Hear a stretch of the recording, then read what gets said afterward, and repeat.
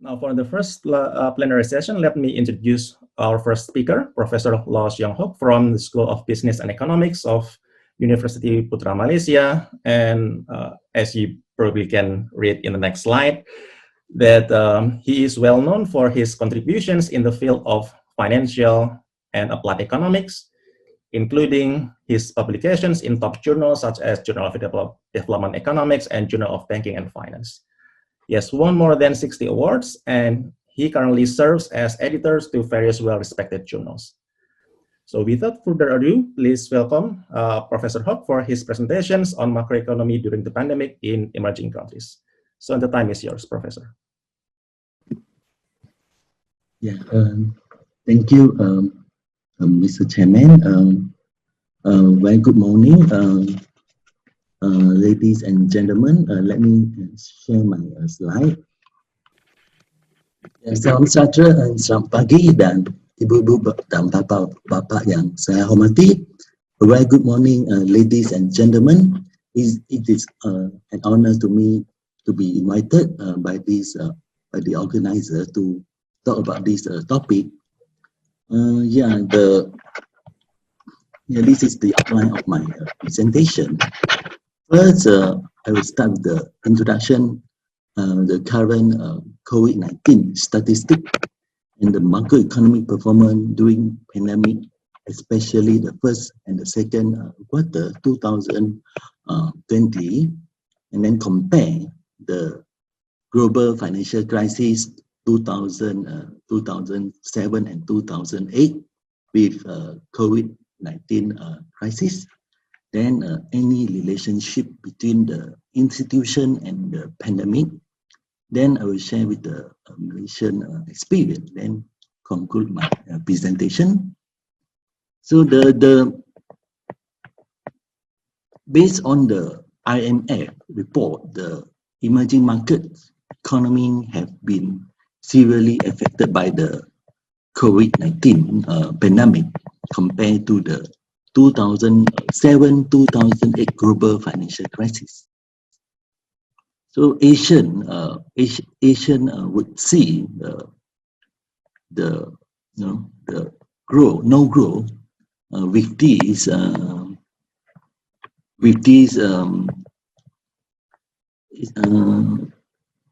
it's the first time in 60 years. So it leaves the poor even poorer.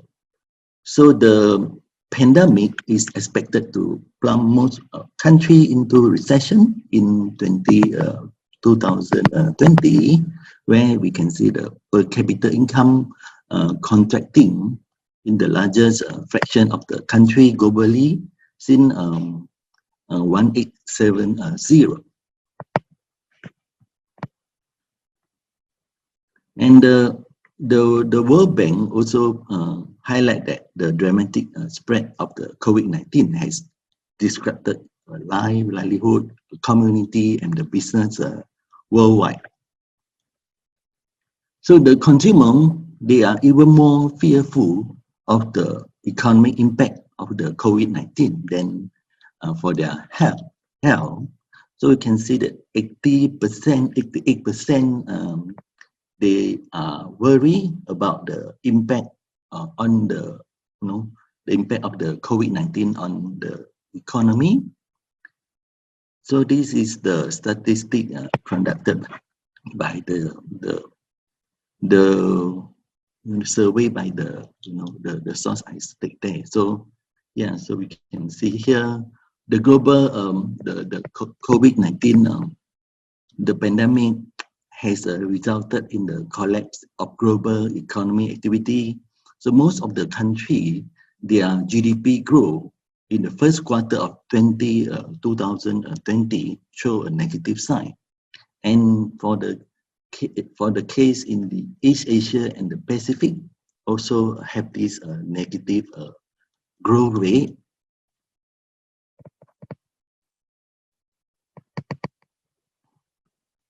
So these are the key objective of the macro indicator. So we would like to have the low inflation, and then we want to have the sustainable GDP growth and the low unemployment rate, and higher income per capita, and then improve the global competitiveness, mean we can export more, and also more equal income distribution. The COVID, the pandemic, is still have a impact on our emerging market economy, especially the risk to the both people and also the economies. While countries such as China, we can see that like the Uruguay and also the Vietnam, they have managed to contain the virus. Other countries such as Brazil, India, and South Africa, even especially the US, continue to show an increase in this infection. So emerging market economy will buffer by multiple shock. So the compounding the effect of the domestic containment measure has been a decline in external demand. So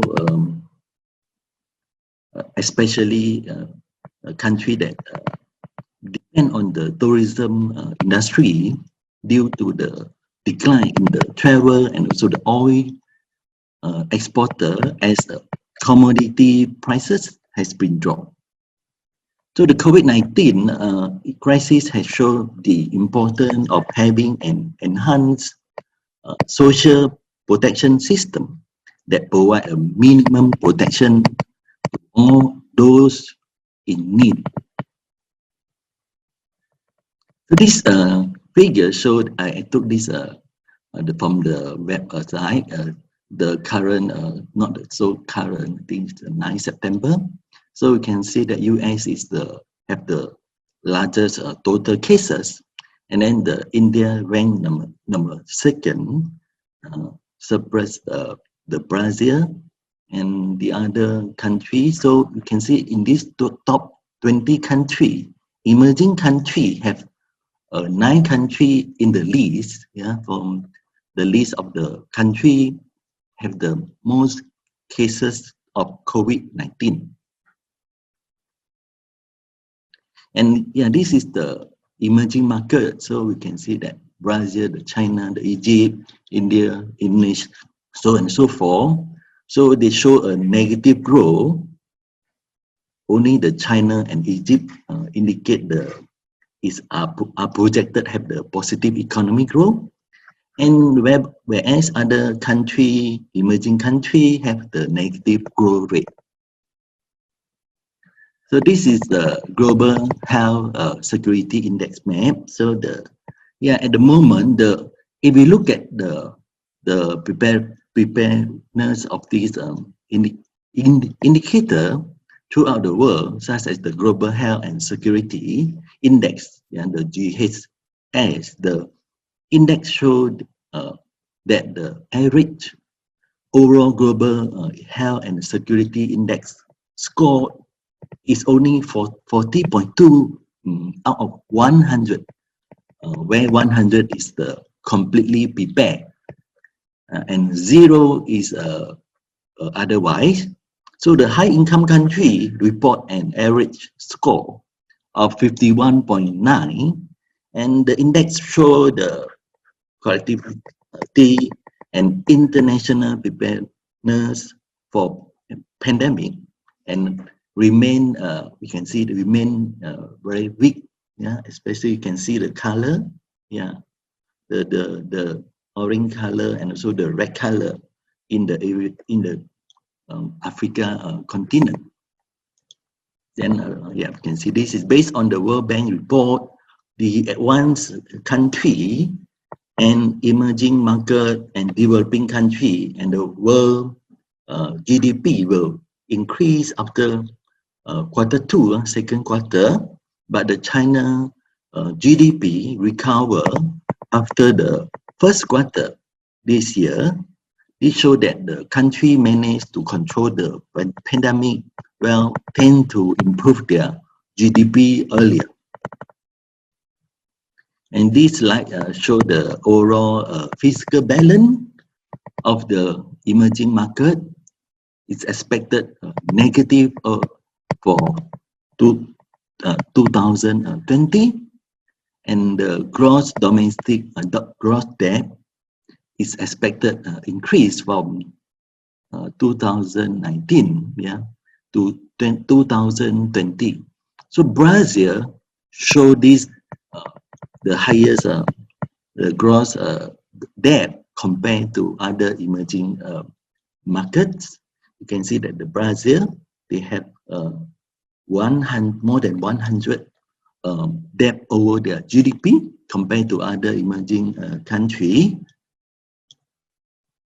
And then this is in terms of this labor surplus. So yeah, in the estimated percentage drop in aggregate working hour compared to the before the crisis, for quarter 2019, revealed that labor working hour from the first quarter to the second quarter has been dropped.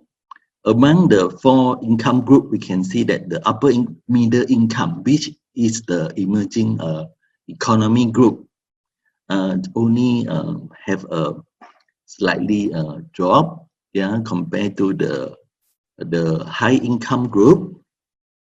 The drop only 1.16%, and the high income group dropped 10 hours or 625% from the calculation compare the second quarter and the first quarter.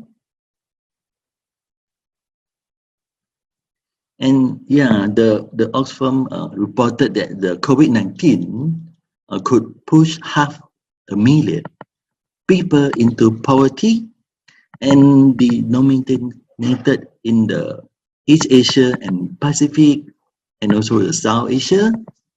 And the World Bank also forecast on the, that about 100 million people into the extreme poverty. So based on the experience from earlier, the other crises, so income inequality is likely to climb in the hard hit country as well. So the COVID-19 outbreak has led to unprecedented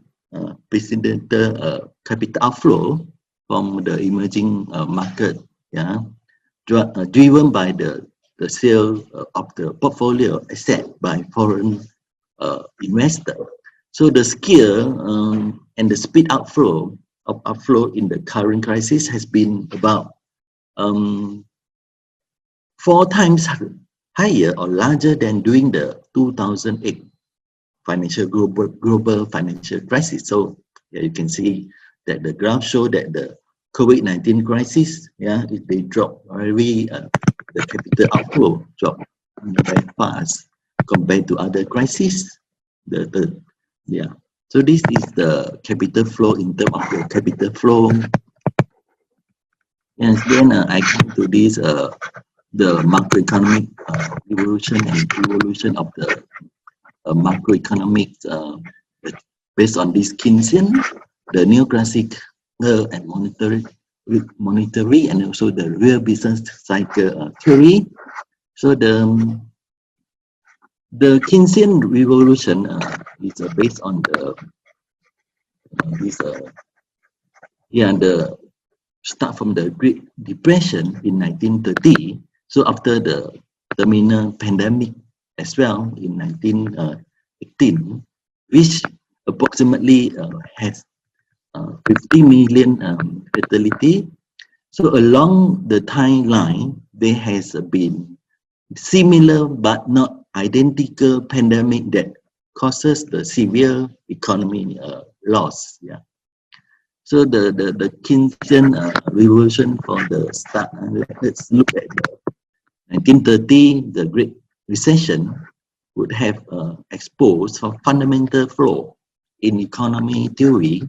Is not true according to the John Keynes. So the Keynesian school of thought stressed on government responsibility for price stabilization policy and require large data compilation to develop the nominal income accounting. So the Great Recession has taught Keynesian to incorporate the financial market as well inside into the economy model, and the neoclassical synthesis by the time the Keynesian macroeconomy has reached full maturity in the 1960s. There was no coherence between the theory and the new image of the new branches of the economics. So there is a need for a new refinement of the existing Keynesian economy. Therefore, a neoclassical is more on the refinement work rather than fundamentally challenge the Keynesian. So this problem was referred to the need for the micro foundation for macroeconomics. So it is a incompleteness of the macro fundamental of the Keynesian that motivate the advancement of the neoclassical by him and the Samuelson on other ground. So the Milton Friedman developed the micro foundation of the consumption theory of Keynes. However, as time go on, the persistence of the inflation and unemployment increased, a question of the validity of the Keynesian.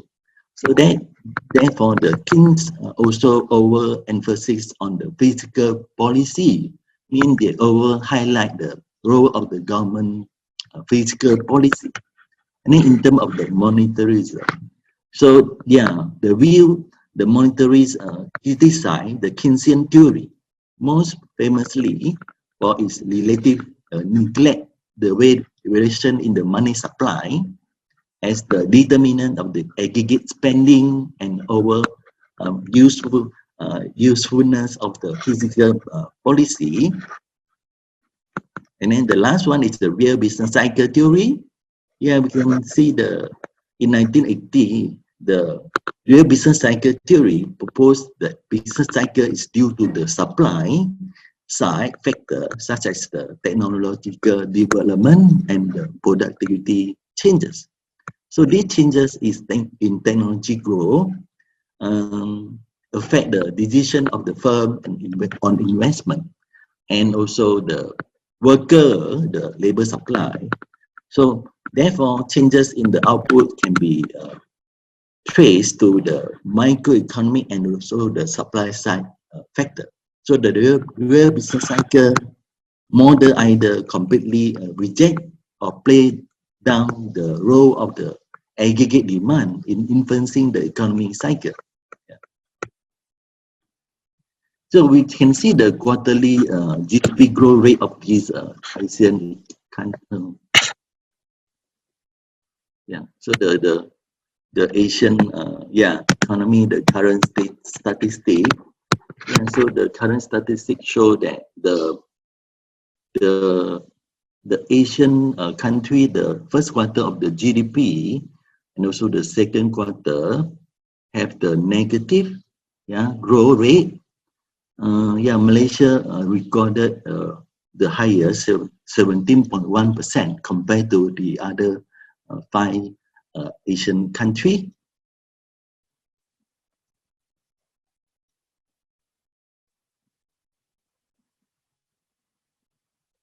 And the quarterly inflation of the selected ASEAN country also show the inflation. Yeah, the inflation of these ASEAN country, you can see that after the first quarter and also the second quarter, the inflation has been some country, Singapore has been dropped, other country increased.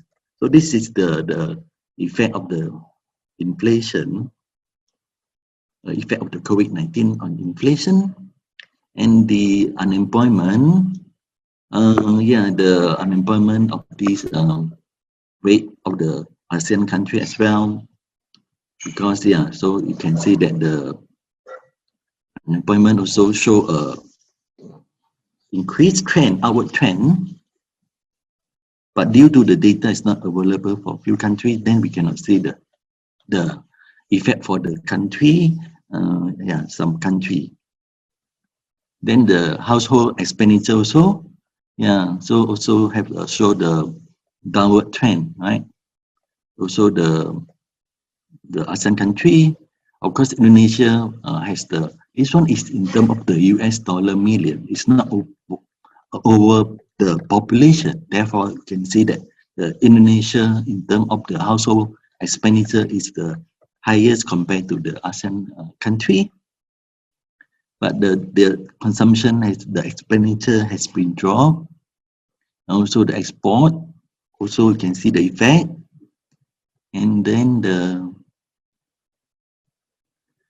the government expenditure, yeah, so you can see the government expenditure in terms of percentage change, yeah. Yeah, you can see the effect based on these two graphs.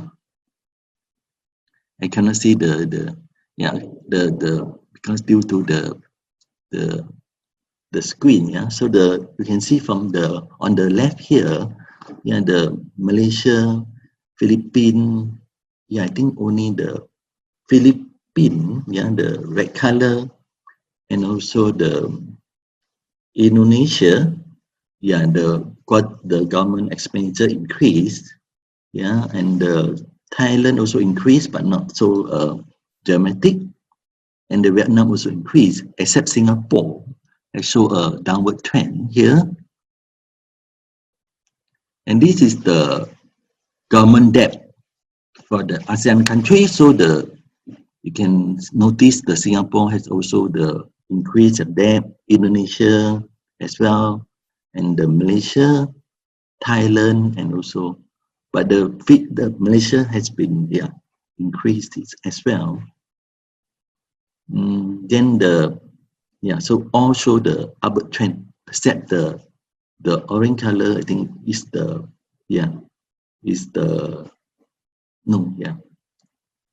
blue color. Yeah, the second one, from the bottom is so slightly lower, but this one is not up to the Q1 and Q2 because the data is not available. And then we move to the FDI. The FDI also have the fluctuation. The Singapore have the highest FDI. Then the FDI increase for Singapore. For finishing the presentations. Yeah. You have 5 minutes left to finish. Okay. All right. So after that, you can see the trend for the Singapore increase. Then the Indonesia also, slightly drop, and the other one, Thailand, also drop. The FDI capital flow, the Vietnam as well, and the other country. This one show only the Singapore have the outward trend, the FDI follow. And this one is for the BRIC country, the Brazil, Russia, India, and also the China and the South Africa.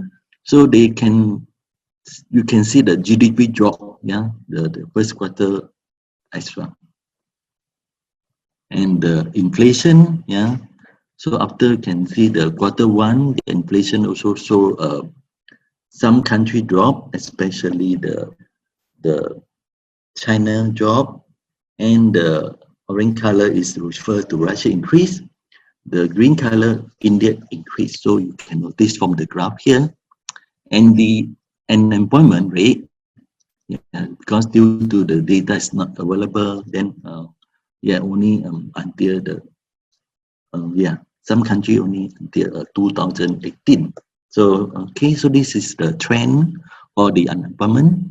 And the export also, you can see that after the Q1, Q2, so in terms of assessment, 2007, 2008, the COVID-19 compared to the COVID-19 crisis. So we can notice that the top 10 most deeply affected country of the 2007-2008 global financial crisis, we compare with the 10 most least affected country. So even though you can see that the GDP grow in 2019, for the most affected is only 2.17. Yeah, the least affected is 1.895. And then in 2020, they have the negative 4.38 negative growth average on this 10 country. But the 10 most least affected country, the growth is negative 3.79. But in terms of the COVID-19 over the population, the 10 most least affected country, the ratio is higher than the deeply affected country. Yeah, so this is not mean that the country has been most affected in the 2007 and 8 global financial crisis. Their performance is lower compared to the least affected. Then this one is show the negative. Yeah, so the top most deeply affected and the top 10 most least affected. So you can see the number of cases over population, only the ratio only 1, but after the ratio 1, you can see the Colombia, US, and South Africa, the circle country, they have the highest number of cases over population. Then yeah, the health preparedness may not work if the country is too democratic, because based on the profit-driven healthcare system, country may find themselves difficult during the hard time, and the country that adopt the democratic socialism, like the Scandinavian country and communist socialism, has better and resilient healthcare system. So what is the relationship between the pandemic and the institution, like corruption, rule of law, government stability, bureaucratic quality, democracy, and also accountability? So is the democracy bad for health? So this one is a new way of thinking, maybe can carry out the study to look at this factor. So yeah, the total cases of death of these use cross-section data, so we can see have the US, Brazil, India, and also the rank the top, yeah, in terms of the number of cases. But there is quite a positive relationship. Mean, yeah, the good institution tend to have the the higher the total cases, yeah.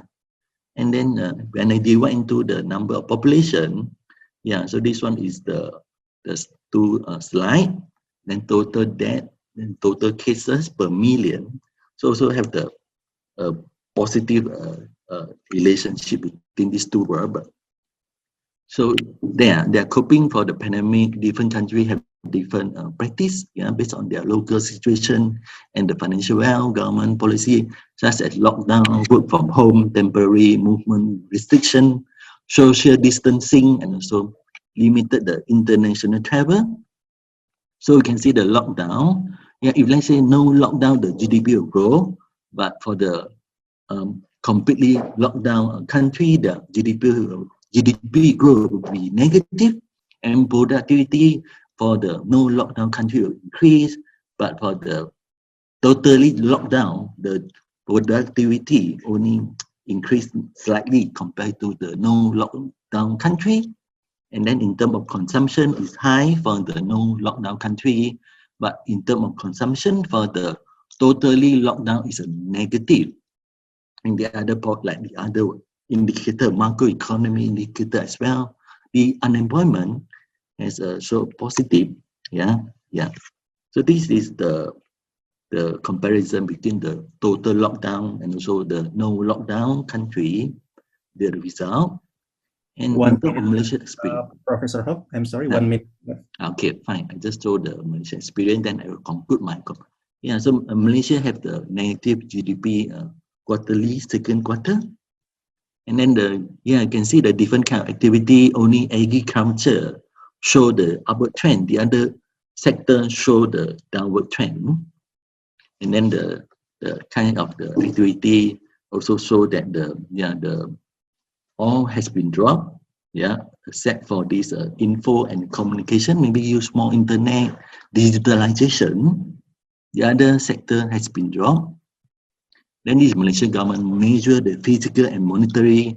I think I no need to go through this slide. It's quite a long story. Yeah, to show the evolution, of the trend from when the Wuhan lockdown until now.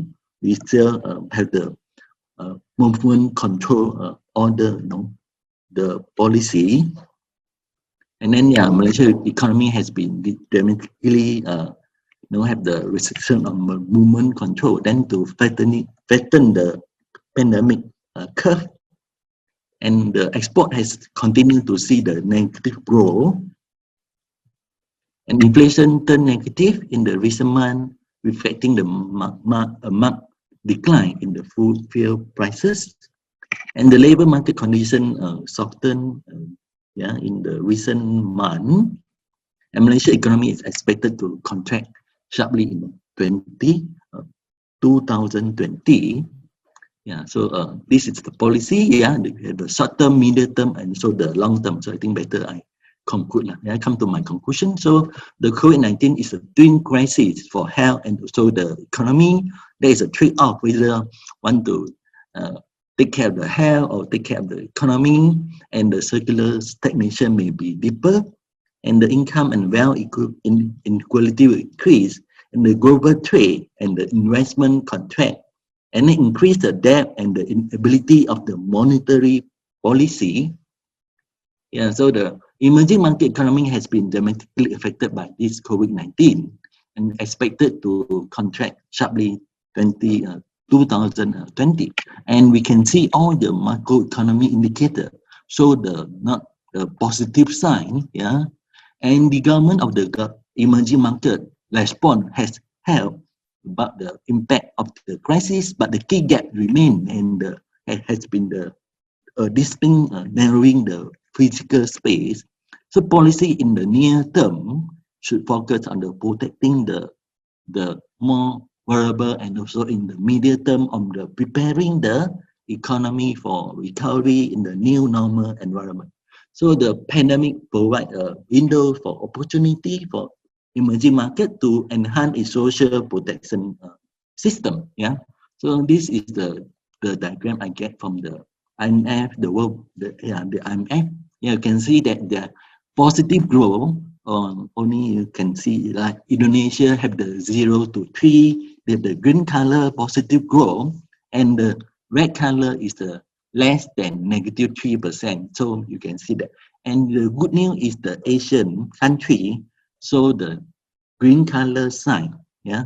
So this is indicate that we have potential to have the positive growth back.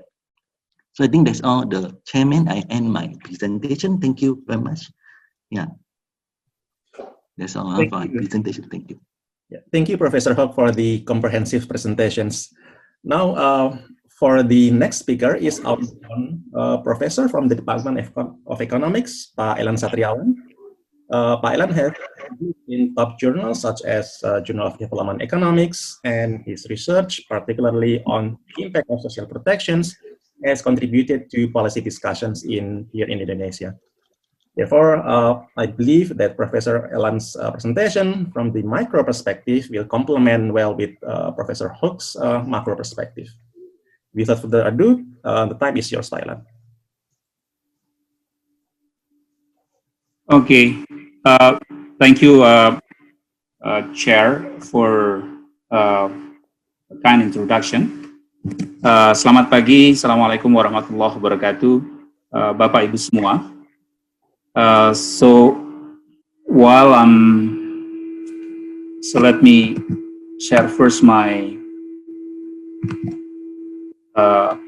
slides.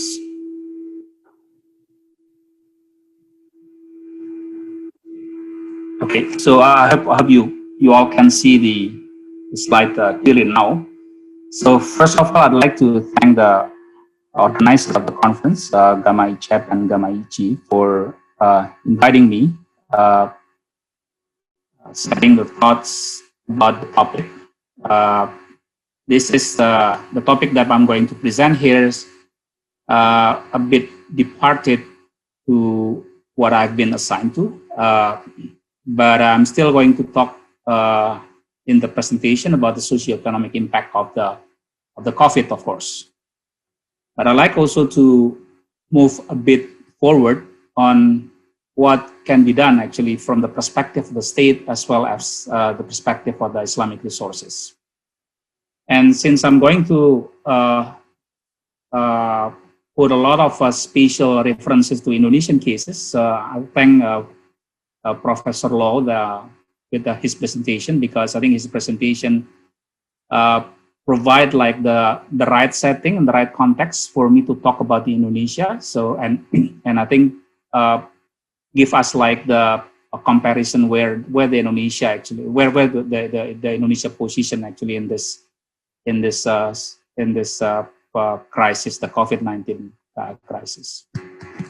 So my presentation is I divide my presentation into several parts. So in the introduction, I'm going to give some context on what the crisis is, what the crisis that we are facing now. Some of the message actually also been mentioned, explained by Professor Law, but also try to share about how Islam actually look or perceive or view about the humanity that really affected by the crisis.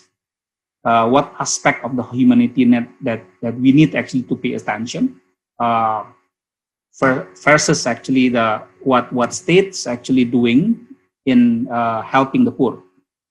Then I move to the second part of the presentation on the socio-economic impact of the COVID-19, and then I'll try to make a case on the synergizing state and Islamic resources to mitigate the impact of COVID-19. I think most of us now hear about the economic recovery programs, not just in Indonesia, but in all the other countries.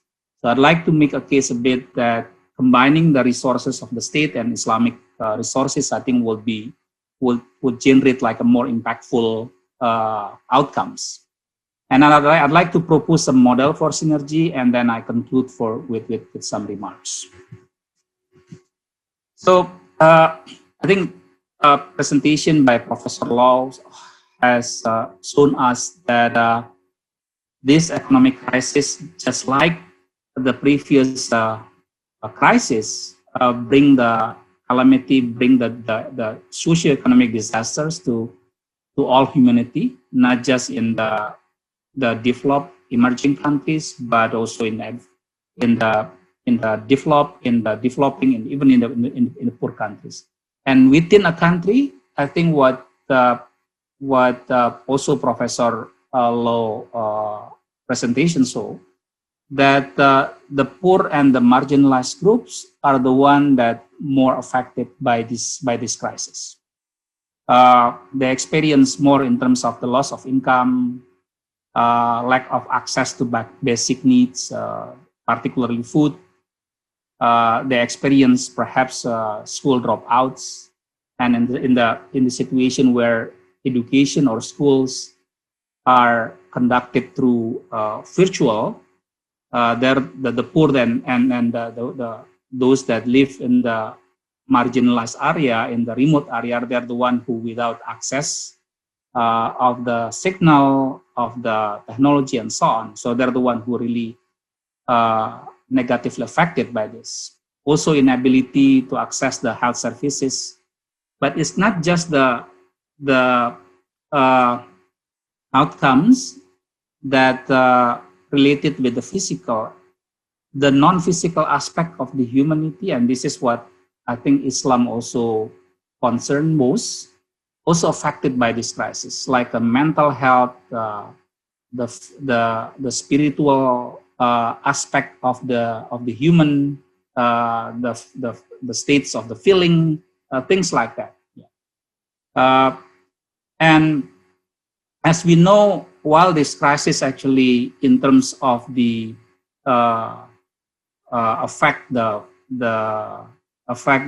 people actually the same, But we know that this crisis is triggered by the health sector, by the infection of the COVID to the people, and they're the one that make this crisis actually different. Because unlike other previous crises, that the origin of the crisis is actually within the economy. This crisis started with the issues in the health. So recovering the economy definitely need to take into account need to address is actually the COVID itself. As we know, we're not perhaps going to be recovered fully until the vaccine is actually around, until the vaccine is actually publicly used. But as we know, we can still do something like containing the spread of the spread of the COVID, and then making sure that the efforts actually to recover the economy doesn't worsen actually the COVID cases. And we know that all countries in the world now also put some or allocate some resources to recover the economy as well as to contain the COVID. The size is different. Yeah. And then Islam also has their mobilized the resources among their people through zakat, through infak, sadaqah, and things like that. But also what is interesting is Islam also has its own view actually on how actually what aspect of the humanity actually need to be helped, need to be recovered. So it's not just the physical aspect of the humanity, but also the non-physical aspect of the human. So while there's some differences between what being the focus of the state and what being the focus of the Islam, so I'd like to argue rather than work alone actually between the Islamic communities and the states actually in dealing with this crisis. It's, I think what we see, the difference actually provide the foundations, the justification is actually for the two to synergy. But the path to recover actually is still a bit far, especially for Indonesia. This is what we get actually from the September 4, the figure on the COVID-19 cases in the Southeast Asian countries. Unfortunately, I don't have the Philippine figure here, but outside Philippines, we see that the majority of the South Asian countries actually managed to contain the COVID spread. Unfortunately, Indonesia is still dealing with the increasing cases of the COVID-19. So I think this is really a warning for Indonesia because again, recovering the economy, I think will need is actually to contain the spreading of the COVID-19. And how we deal with this COVID-19. I think this is the famous graph as we see in the beginning of the pandemic, that since this is the crisis that triggered by the health sector, so we know that we need to first deal with how to address the issue in health, how to contain actually the COVID cases. I think what this graph shows, I think we should try our best not to contain the COVID cases, so the health system is actually not really overwhelmed.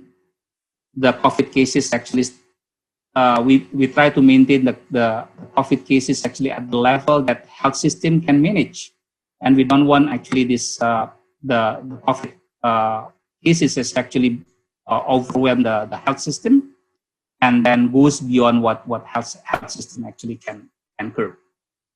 And but so what we need to do first is to actually going with the public health measures. Of course, there's efforts actually to find the vaccine, but before the vaccines actually there. We need to do some other public measures, making sure actually the lockdown, spreading the masker, provide or campaigning on the awareness, on the knowledge, on social distancing and others. But it's not just that. There's also accompanying economic measures that we need actually to make sure that the health measure, the health intervention is actually effective.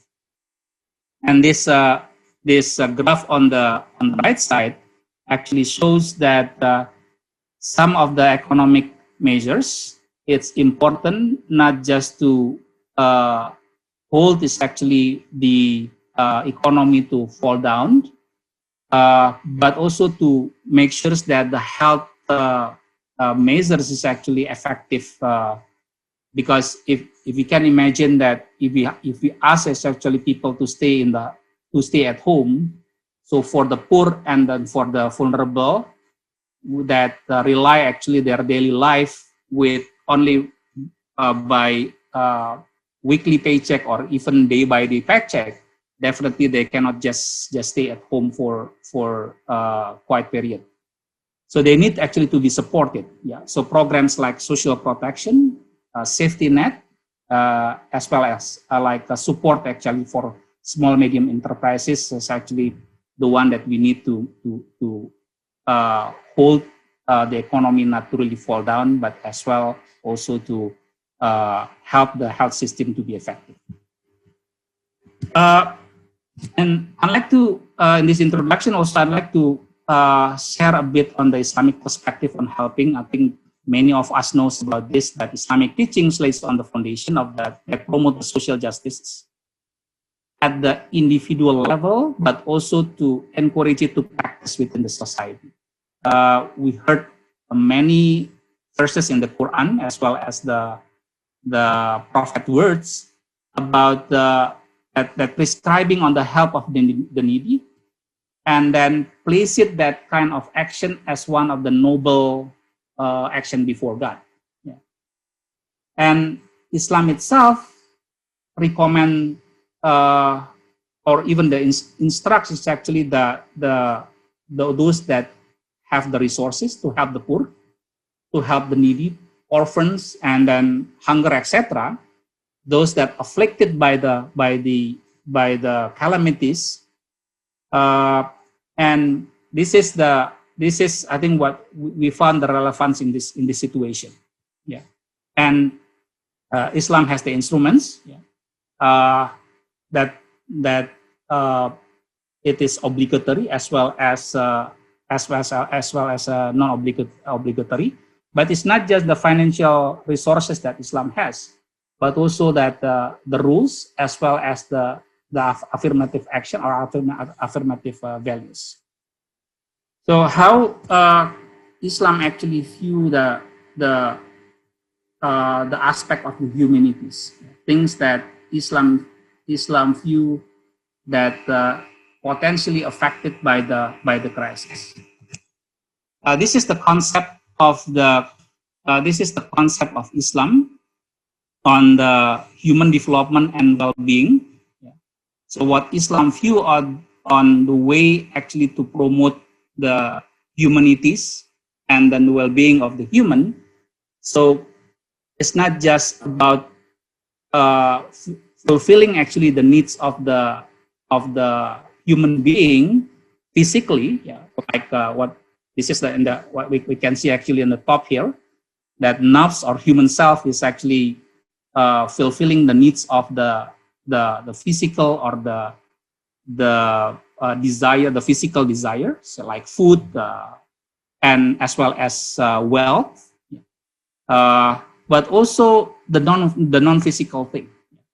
So Islam also recognized the importance of the humanity, that the non-physical aspect of the humanity, which is deen, that related also with the faith, but also with the spiritual, with the psychological aspect, with the state of feeling and things like that, as well as the intellectual, as well as the posterity or the well-being of outbreak.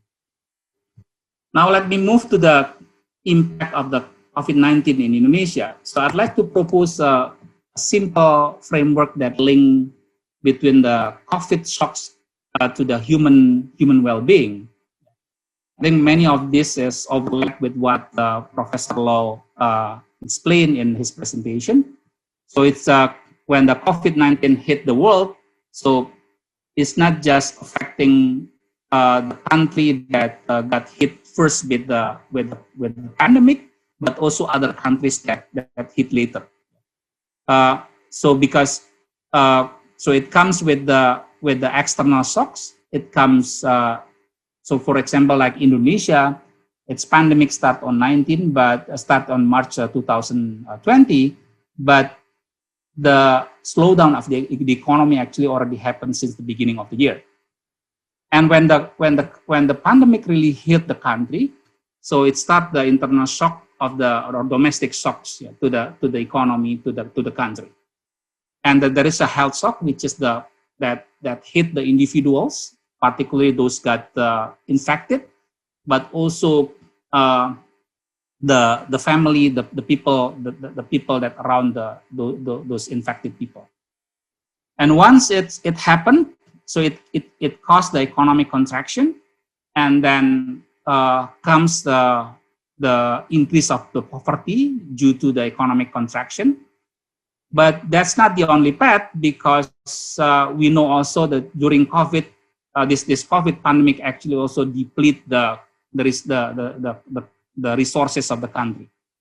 And if that happened, so we have the risks actually for the country ability actually to provide the basic services like health, education, and things like that. And it's not just that. This COVID also changed the social environment, the interaction among people, the values, the priority, the political environment, things like that. So all of them then will cause or will affect actually the human being, which in Islam actually there's consists of the five things. So the nafs, the deen, the akal, or the intellectual, the offspring, and the wealth. Now, let me move to the impact of the COVID crisis in economic growth. I think Professor Law mentioned in one of his slides that Indonesia already experienced actually slowdown of the economy in Q1 of 2020. The economic growth in the economy already dropped to around 3% in the first quarter of 2020, while actually the pandemic only started in Indonesia in mid of March. But again, what triggered the drop of the slowdown in the economy is actually the external transmission, the country, the counterpart country of the Indonesian economy stop sending their goods, their services, as well as their people, their tourism actually to Indonesia, and that's what explained the slowdown of the economy mainly. And then in the second quarter of the 2020, Indonesia start to experience the negative growth, and this negative growth, as well as the slowdown of the economy in the first quarter, mainly explained by the drop of the consumption. As we many of us knows that the Indonesian economic growth mainly supported by the consumption, by the domestic consumption, and this is the one that contribute mostly in the drop and the slowdown of the economy. If you can see here on the right graph, the blue one is the household consumption, and this is the one that from time to time, including when in the period when the economy has got slowed down and then contracted, this is the one that drop mostly. At the micro level, this is from the World Bank survey that just done recently. we found that 6 out of 10 firms actually has been or are closed due to COVID-19. The banks teams do the phone interview to the around I think around 800 firms all across the countries, and again around 60% of the sample reported they've been closed or temporarily closed.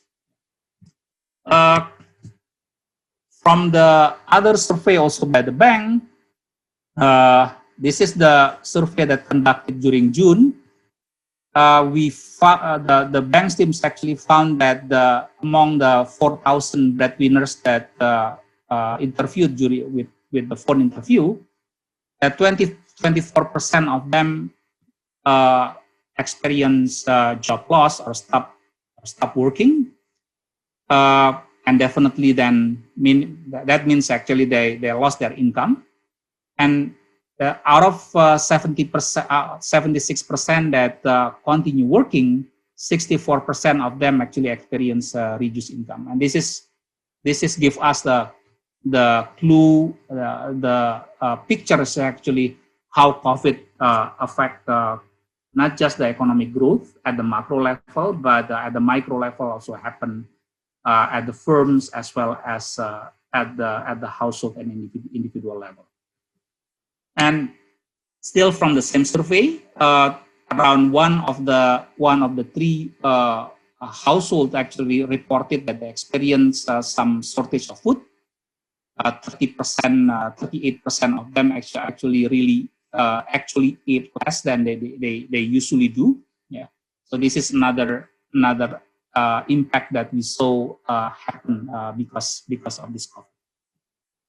And I think then no wonder that because of those things, because of those shocks, we expect that the poverty rate increase, and that's what happened actually in Indonesia. Although what I show you here is the poverty rate from the March release. Yeah. In Indonesia, the poverty rate released every March and then March and September.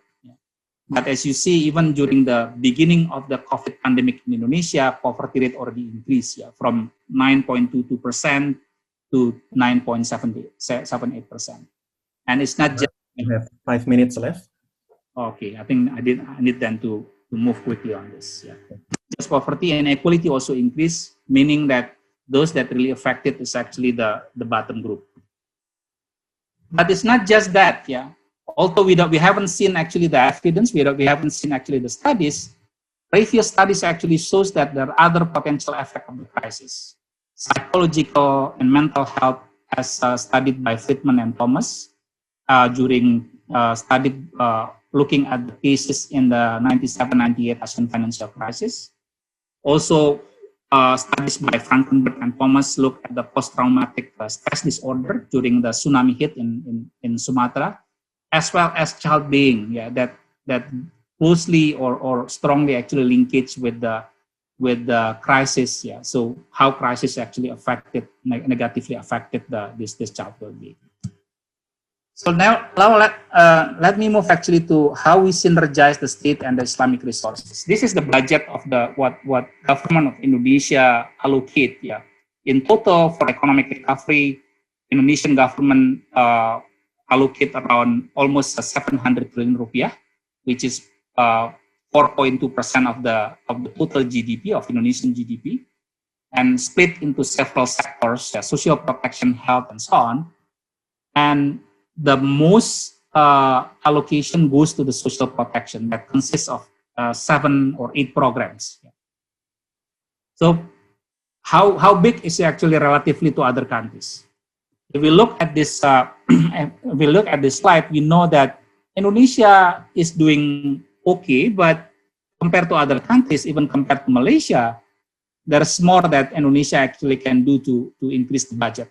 In Malaysia, for example, allocate like 10.5% of their GDP to recover the economy of this COVID, and just split it into 4 programs. So this is actually best practices, and also at the same time a challenge that we are facing now. So the size of the budget is one thing. The program implementation, there's other program implementation challenge. Data is one thing, but also too many programs is other thing. As well as now we have the also capacity implementation, government capacity implementation. The budget absorption is very low, as we heard actually from the government release. This August, less than 50% actually the total budget absorbed, disbursed actually to really take the impact, as well as coordination across different line ministries, as also with the local government. But there's also Islamic charity resources, but as what happened actually at the global level, what Indonesia can mobilize on the Islamic resources is far from its potential. Out of estimated the potential of the 20 to 30 billion of the zakat fund, for example, Indonesia can only mobilize like a 1% of that number. Yes, so only like 200 million of the fund, of the zakat fund that can be mobilized. And another issue is actually on the zakat utilization and zakat effectiveness. Yeah, I think from the studies we looked at only little study that shows the strong effect of the zakat, the significant effect of the zakat in helping the poor. Yeah, so we know that the zakat is that by Quran and hadith, yeah, the words of the prescribe it or design it as the instrument to help the poor and the fakir, but as I think the current evidence shows that we still need to work actually on it in effectiveness. And this is the latest studies by Quran actually shows that the Islamic charities, including zakat, mainly benefit the middle class rather than helping the fakir and miskin, the poor and the vulnerable. So there's a room for the synergy actually. Yeah, both sides, state and Islamic resources actually has potential, but also have some challenges. So I think it provides like a foundation for or rooms actually for the synergy between the two. Government faces like while government has a large, huge spending or budget allocation, but in terms of disbursement, it's not so flexible. It's not too responsive, yeah, to respond to the immediate need. So this is perhaps one of the area that Islamic resources actually can do. Yeah, small, but I suppose that since that happen actually or close actually to the local problems, it can immediately respond to the local needs.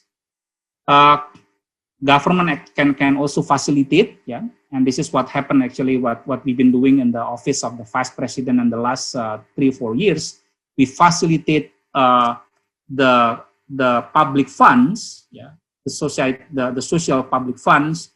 For them is actually to direct the fund to be used or to target the need, the needy, the poor, and the vulnerable.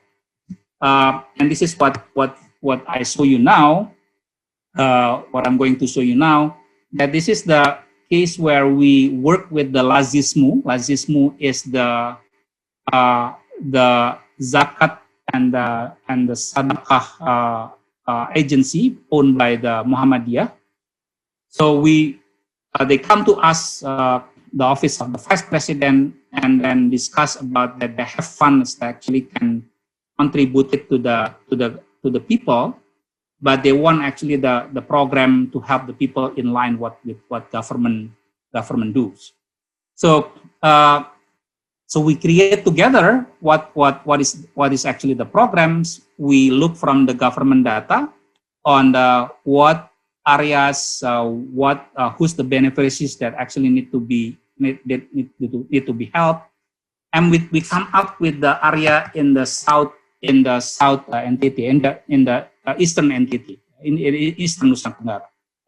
This is the area, the off-grid area, never exposed by the electricity, yeah, from the Indonesian independence until now, and there's 50 the thousands of the householders goes without electricity. So the Lazismu with the zakat funds actually agreed to fund to procure the fund small solar panels for this household actually to access the light and the electricity. So we facilitate the Lazismu with the government, the central government and the local government, as well as the local NGO, because we don't want this actually to be like just a project, but also like a empowerment program that sustain even after the completion of the installment of the solar panels. And our rapid assessment actually shows, other than the increase of the electrification rate, we also see that the more economic activities is actually generated. So mothers, the female entrepreneurs actually can continue to weave up even after the sunset. More meetings can be done, more community meetings can be done even after the dark, and then kids actually can study doing their homework even during the evening. So this is the example, and I think I'd like to close this with some remarks that again, this crisis, what we are experiencing now is like before, create calamities, push many people actually to lose their jobs, to go down under the poverty lines. So I think it's our job to make sure that the available resource, both government and then the Islamic resources actually can do more. And one of the ways is actually to do more impactful outcomes is by combining or by synergizing the two resources, the state and the Islamic resources. I think I'll stop there. Perhaps I'm sorry for taking more time than the allocated given to me. Thank you. Thank you, Pak Elan, for the insightful presentations. And now we have approximately 10 to 15 minutes for Q&A. And we have quite a lot of questions actually in the Q&A sections here, but maybe I can summarize some of the important or significant questions. First is how to really strike a balance between health and economy. I mean, it's a big discussions, and what kind of policy that's really should be implemented when, for example, now Indonesia is not reaching the peak of the COVID case yet. So, like, for example, is lockdown really the best policy at this moment, or maybe our two speakers have different ideas? The floor is yours. Maybe Professor Law can start giving the comments for that questions. Yeah, I think this is an important question. Yeah. So the policy response, I think we can divide it into the three stages, right? So for example, the short term, medium term, and so the long term. And the short term, we should able to, contain the risk of another outbreak. Then we can using the physical policy to stimulate the economic that help the poor people. Mean the government need to spend more in order to mitigate this effect and increase the quantum of and delivery of financial assistance to the vulnerable in the people. Yeah, so this is the short term we can do that, and then in the medium term we need to prepare the economy under a new normal. Mean that we need to change our life, the practice that some like important work, maybe they can work at home, but can be alternate, then not mean that everybody must go to office every day, but this one depend on the private sector, their practice, and also the restoring the physical buffer through a more progressive, right, and tax framework, the tax, and improving the spending efficiency, mean that they need to spend in the right sector, and also upskill the worker, mean that maybe this job is no longer required, maybe it's no longer needed, then they need to upskill or change to the other job, provide the training to them, and also enhancing the competitiveness in attracting the quality investment. So this is in the medium term, and in the long term we should laying the foundation for transition to high income. So mean that you want to increase the people income, so mean that the implementing the structural reform in the broad area, including the increase the female labor. I think the female labor also play an important role here. The labor force, the female labor force participation, improving the human capital, and also the increase our competitiveness and creating the quality job, and as well as the modernizing the institution, control our government, this is the practice, the way how they do the work, in order to promote promoting inclusion, so everybody are not neglected. So this is what I think the policy lah. Okay, back to you. Thank you, Dr. Ryan. Now let's get back to Pak Elan. What do you think about the policy? What should the government do, and especially regarding that a lot of the Islamic funds are currently managed by non-government sector, and what kind of synergy that could be done? Well, first of all, I think I share Professor Low view, that I think first thing first, we need to make sure that we contain actually the outbreak, contain the COVID. I mean, don't think about the recovering the economy if we don't do well is actually in containing the outbreak. And this is particularly lessons for Indonesia. It's now the last 2 weeks actually we saw that the increase of the COVID cases in Indonesia. It seems now actually we back to the 0.0, we back to scratch, we back to the 6 months ago, where the cases is actually still at the beginning but increasing. So again, I think we need to contain the outbreak and controlling, so it can be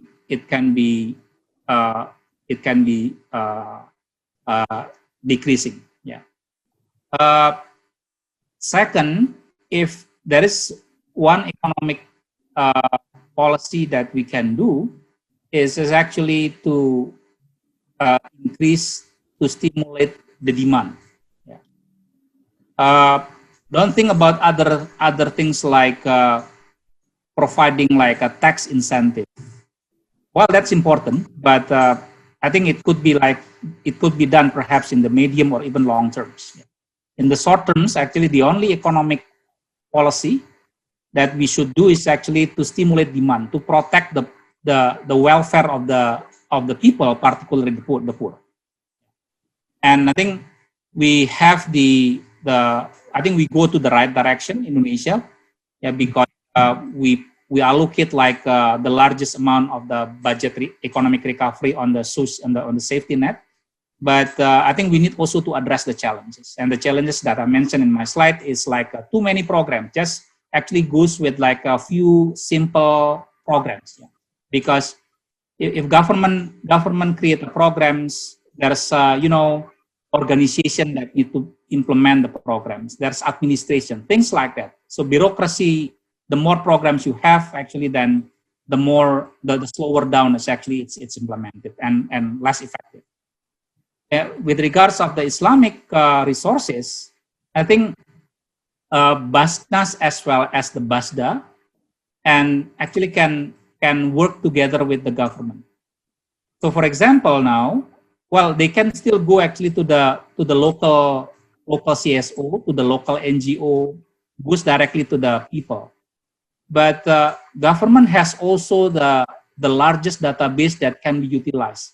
In the last 1 or 2 years, I think we've been establishing collaboration with the Basnas, the Zakat Mobilization Agency, for them is actually to use to access actually the data. Data contain a bottom 40% of the population, like 25 million households with the bottom economic status. So with the and while the government already cover perhaps program like food assistance, cash transfer, so Basnas, the Islamic communities and Islam with Islamic resources, then perhaps can address other things like a mental health, like support for the scholarship, things like that, something that is not covered by the government. I stop there. All right. Thank you, Pak Elan, for the comments and answer. Another question that I think is interesting is there any specific economic sectors that are benefited from the pandemic?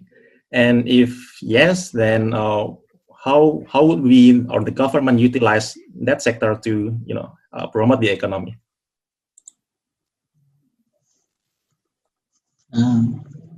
Yeah, I think I answer Dr. Chairman. Yeah, right. So I think there is a certain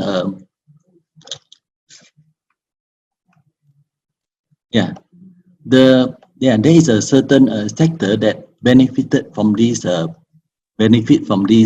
pandemic.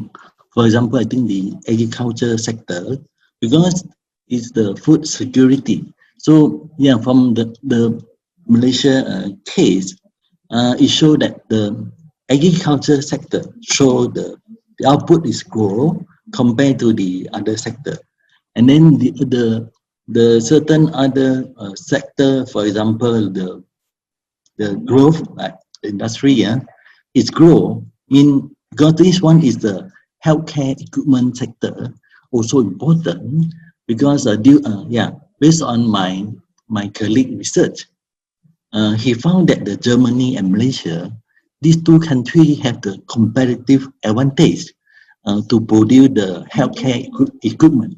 So I think the healthcare equipment, agriculture sector, these two sectors are important to provide the food security and also the healthcare equipment to fight the pandemic. Yeah. So that's all for my view. Yeah. Dr. Ryan, back to you. Thank you, Professor Law.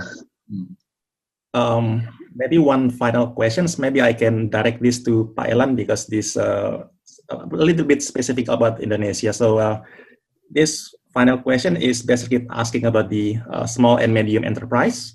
So you said before that we should stimulate the demand. So that's from the demand perspective. But how about from the perspective of the supply from the small and medium enterprises in Indonesia? We know that it's a huge sector in Indonesia, and how would you encourage from this supply side? Well, this is very important question actually, as we know that micro, small, medium enterprises in Indonesia, I think like 90% of the business entities in Indonesia. So only 3% is actually the business entities. It's a large firm in Indonesia. So micro, small, and medium enterprises are really important actually of the business entity in Indonesia. And they're the one who, as you see actually in one of my slides, they're the one who really affected actually by the crisis. And for them, I think one of the key things is on the cash flow. Yeah. Well, for the large firm is also the cash is important, but they might have some reserve, assets as well. But for small medium enterprises, simply they go with the day by day, week by week cash flow.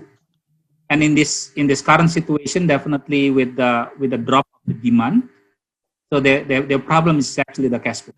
And this is what I think the government try to address. Yeah, they come up with like productive assistance, productive support to the micro and small enterprises. One is actually to maintain their cash flow, and second, because of this, the owner or the operator of this micro and small enterprises, they're the one who also mostly come from the bottom group. Hopefully, it will also help to protect the welfare, their welfare. So again, if I should say that let's think first about stimulating demand. The support of the support to micro and small enterprises.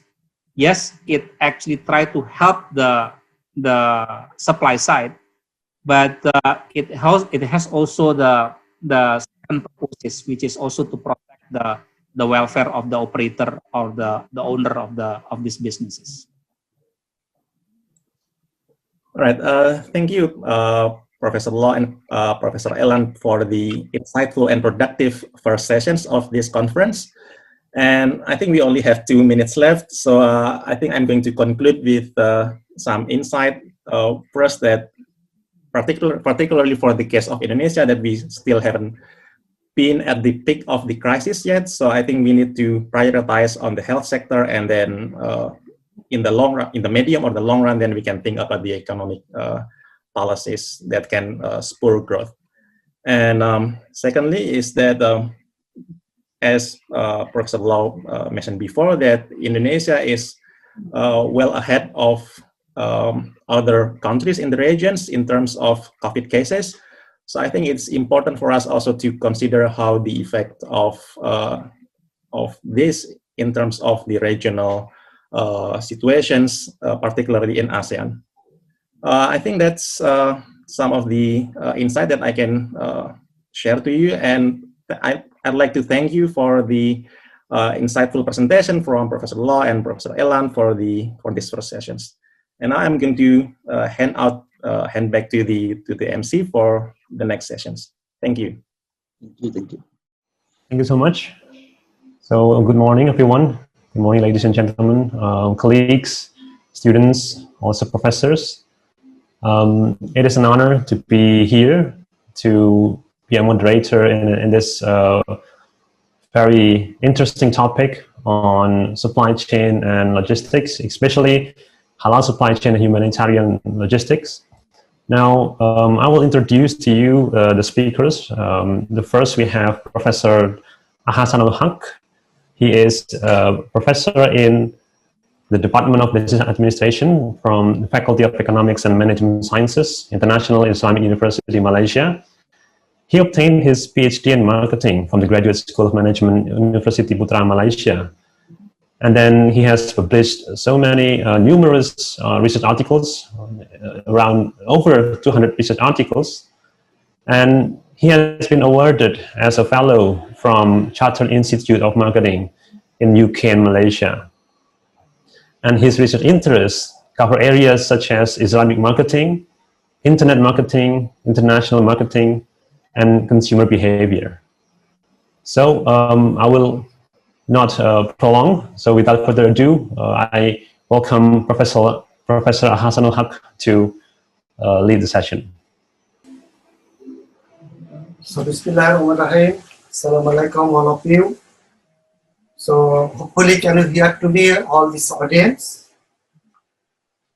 So this is the my honor. So I'm very grateful to invite this prestigious conference for giving the plenary session talk about the halal supply chain during the pandemic time. And we know the pandemic time, it is some of the cases we observe.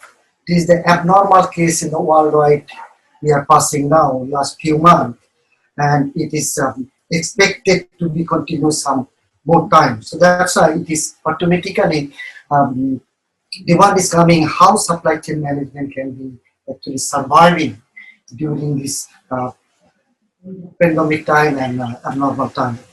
And it is one of the great important side because of particularly if supply chain management can be hampered or it can be collapsed, it can be actually the hamper to the customer or human life. So that's why it is obviously very important for supply chain during the pandemic time. But question is coming here is I need to talk about today the halal supply chain rather than that's officially your conventional supply chain.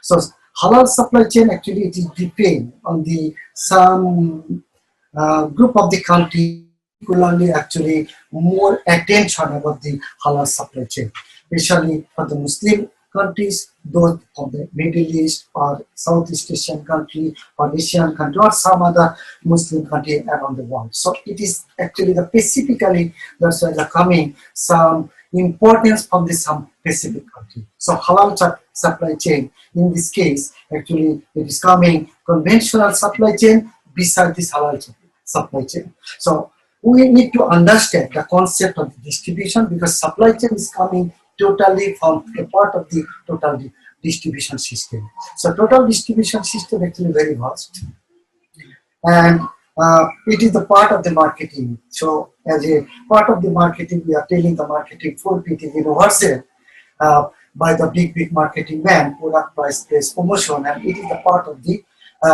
actually the place for distribution system. So that's why distribution system when coming for the one particular country or worldwide globally.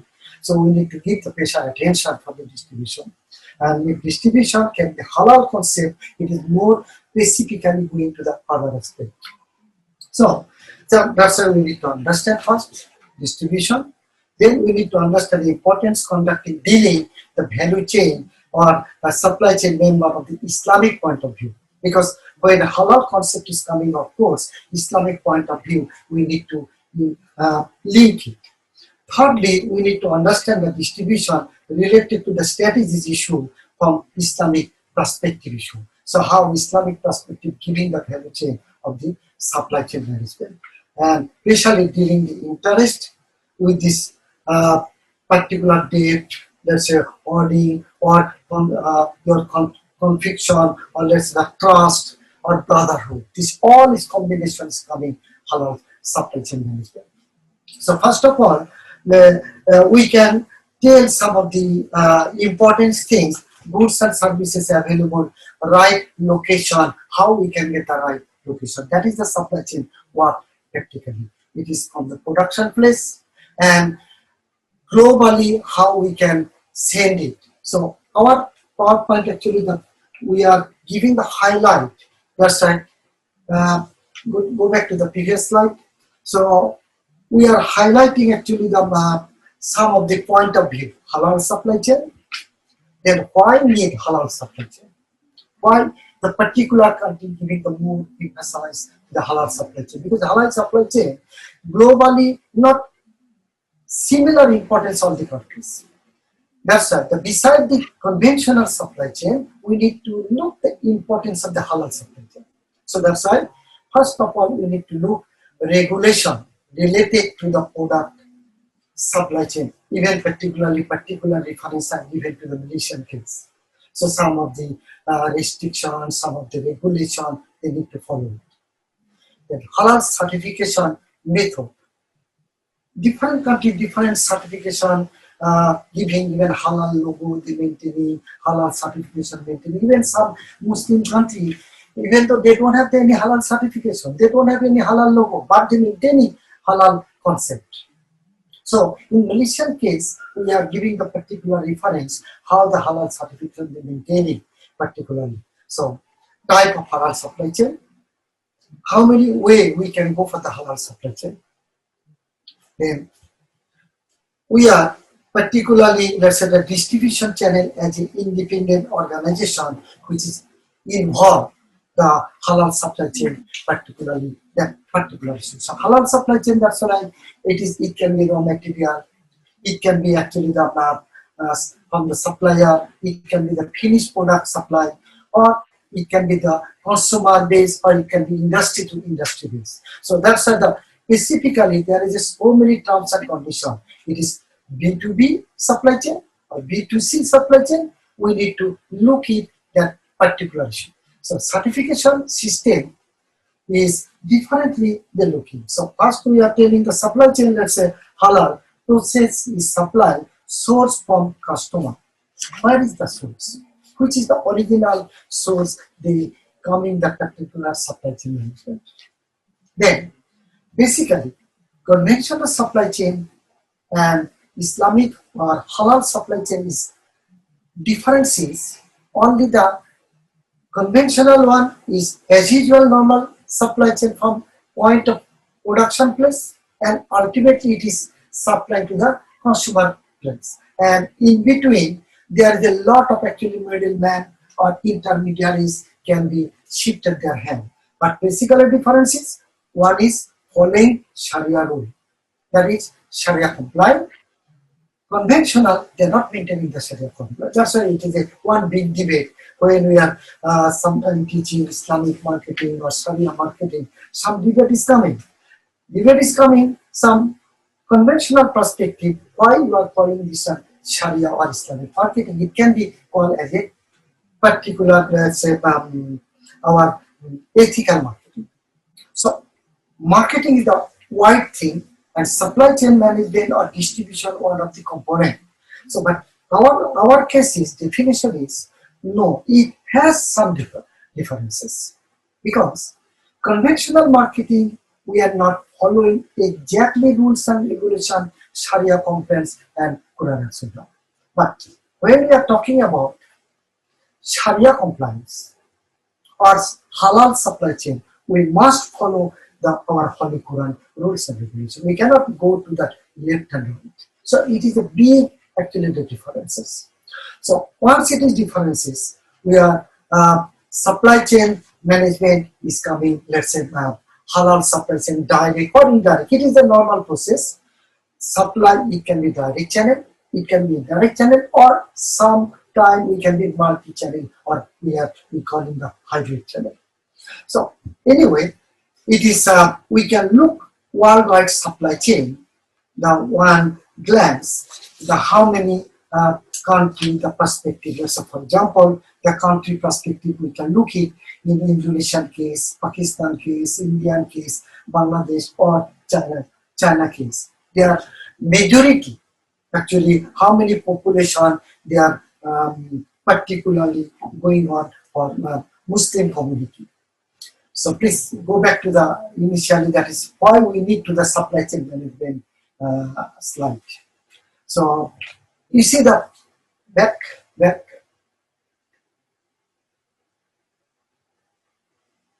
beginning, don't forward. So back, yeah, you see, after the forwarding, yeah, you see the Indonesia, 204.6 million. Pakistan, there's 178 million. India also 177 million. Bangladesh, even China. That is the population is coming. Why supply chain management?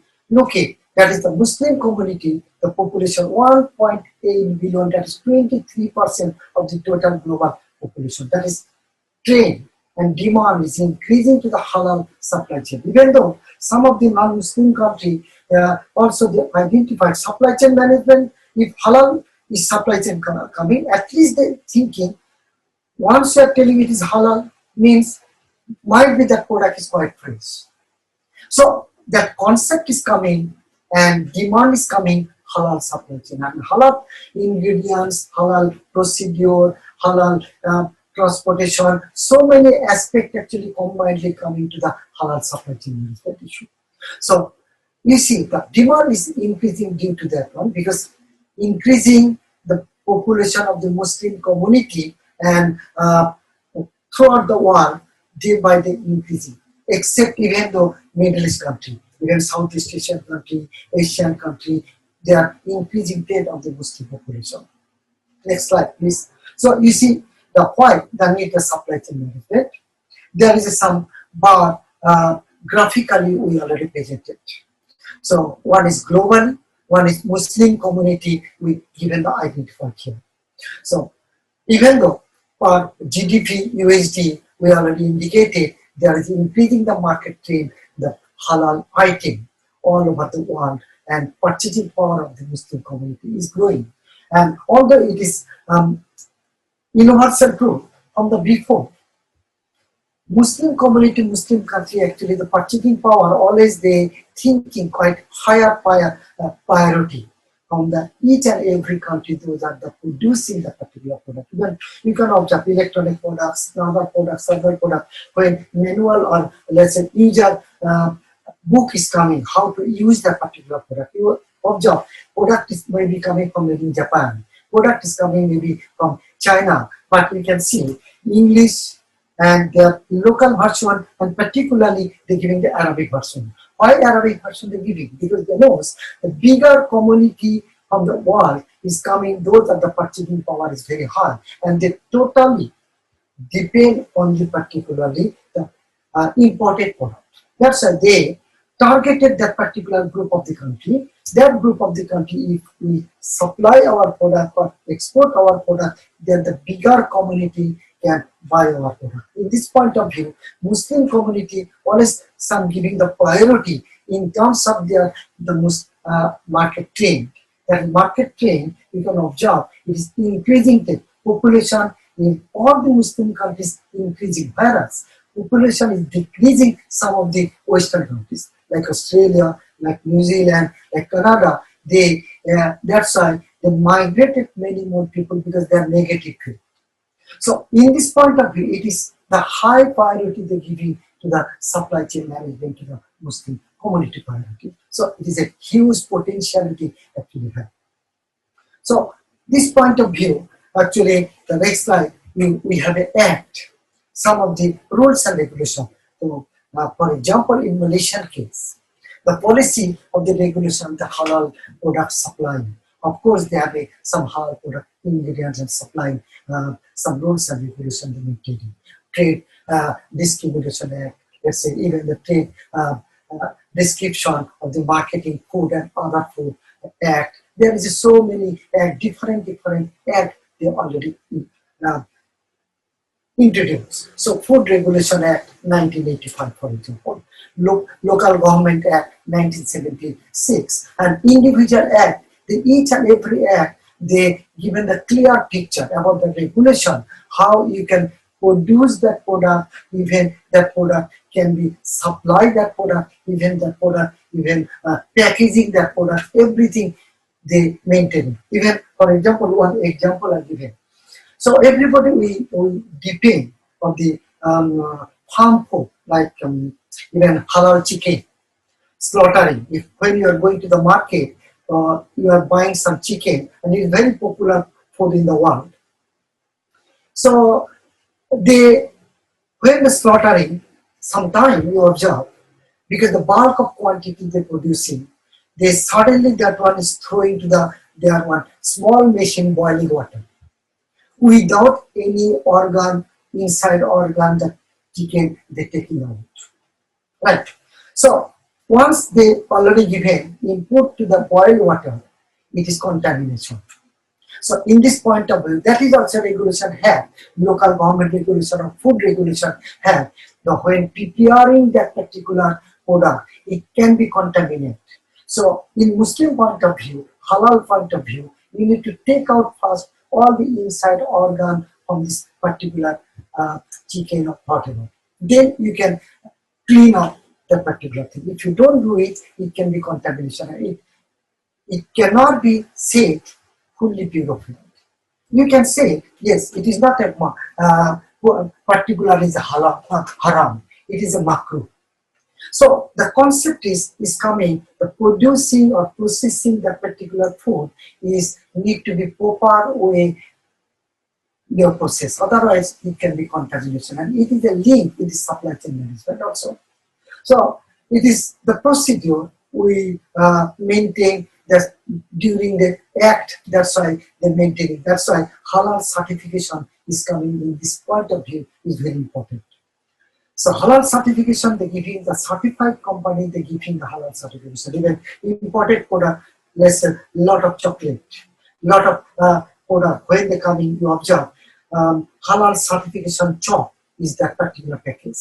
That the packaging is ensuring you that product is 100% maintaining halal certification. That act will need to be done. And certification, you see, the MSI, let's say was 15,000 or 2009, it is coming halal food production, preparation, handling, even storage, giving to the practical guideline food industry. So these are the maintaining the food industry, either the maintaining the proper channel, proper way, whatever the handle need to maintain. Even, for example, we are telling, so our individual case. Is just example. Individual case, we are daily life, we are depend on our maid servant. Maid servant we are keeping in our house in point of view of the halal certification or halal way, when they preparing the food in your home. You need to observe it. If your maid is not properly maintaining the hygienic things, even we are not maintaining, we are not telling this food can be proper halal way it is coming to the consumer. So that's so many Islamic rules coming. And type of halal certification, let's say supply chain. Supply chain is the vast thing.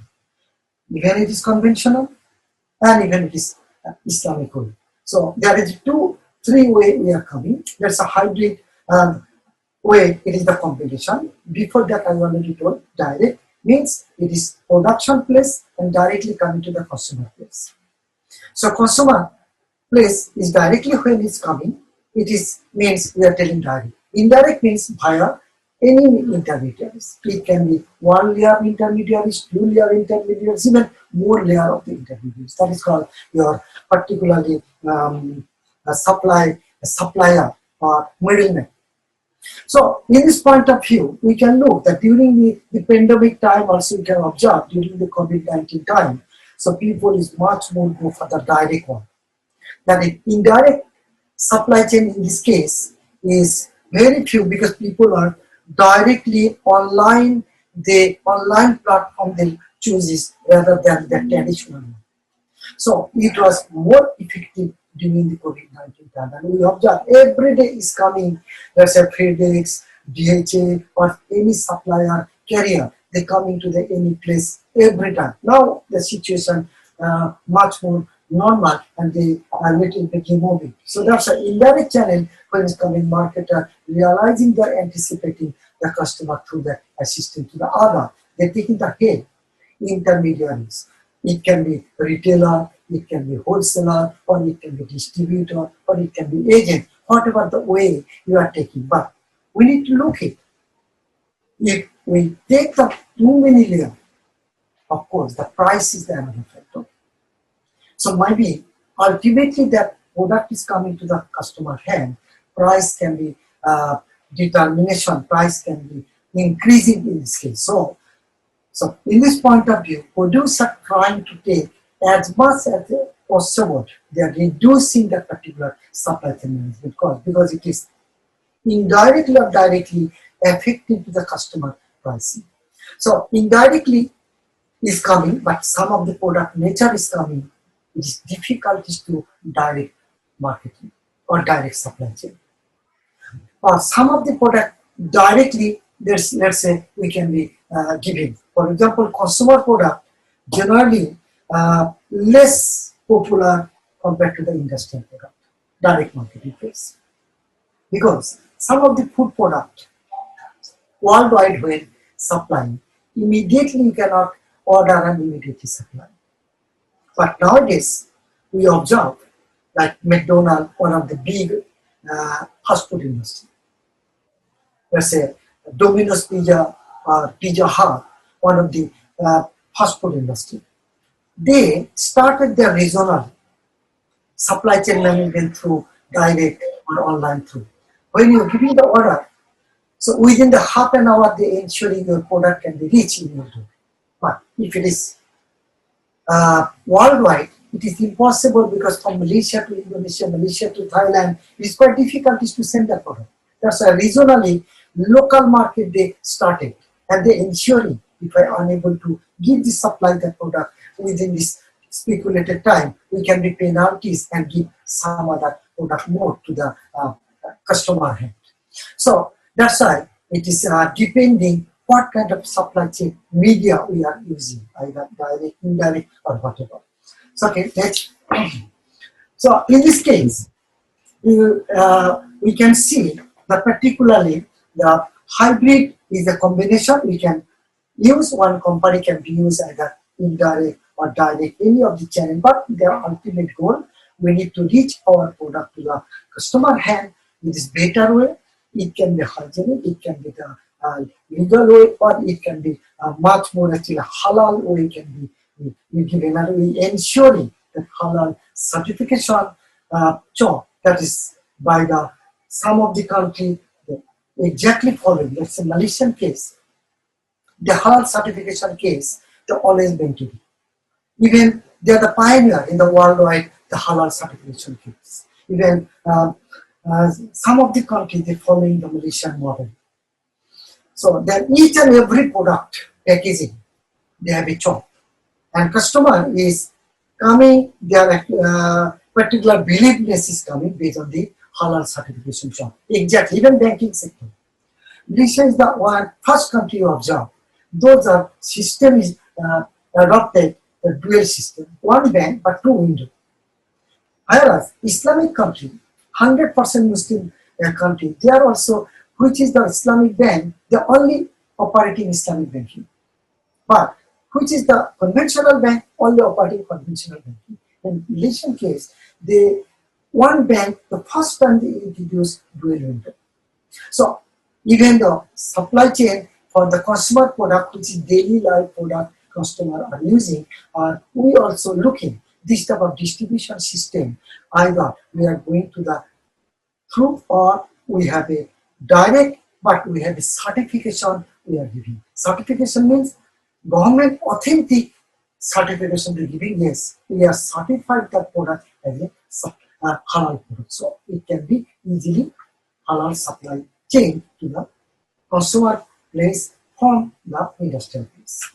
So next slide. Yeah, we have 5 minutes left, Professor. Okay. Just a reminder. Yeah. So that's why you see that managing the supply chain, delivery in order to meet the customer demand. That's why inventory or size or shipping to the packaging is coming. Even though timing, training is coming, and during the COVID-19 also we can observe the timing is one factor, profit margin is another factor, delivery is another factor, even other incentive is another factor.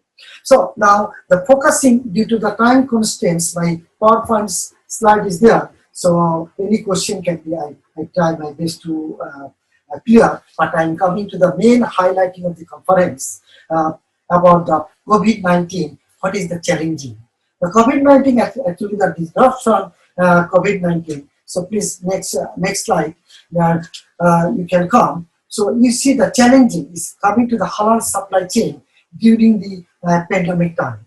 So it is particularly halal integrity throughout the supply chain. It is zero contamination. We need to give the non-halal material ingredients along the supply chain. We need to ensure it. Whatever the supply chain is taking, it is zero level or contamination. We need to ensure. That's why the government is coming to the certification issue is coming and their halal logo.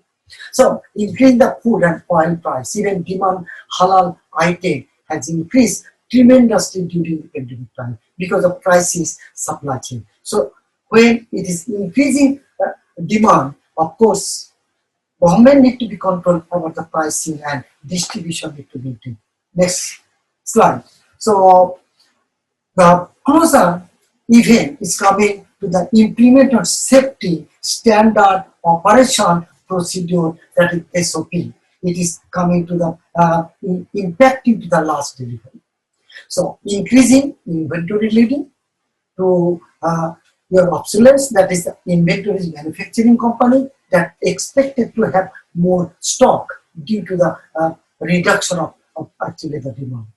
So demand is falling, so they are actually stock is increasing. Some of the procedure, they include the speed of the work and is been operating only the certain days and carrying out, that is the particular routinized disinfection. So in this case, the coming halal supply chain is coming next one as a, let's say, the coronavirus cases, the spread.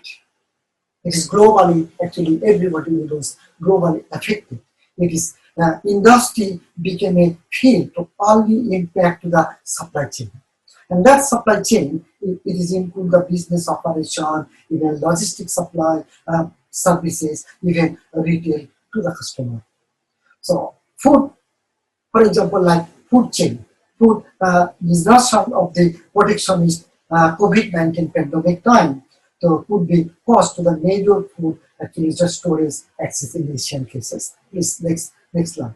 So in this case, you observe that food supply chain pandemic cases that is caused the major food shortage across the Asia. So people are panicked during the time. People are try to storage their particular food. So in this case, government need to come forward to announce there is no panic, we have enough ample thing, and they can ensure to the supply chain management during the pandemic weeks time, because people are much more worried about their supply chain that time and available food product into the market, especially daily life product.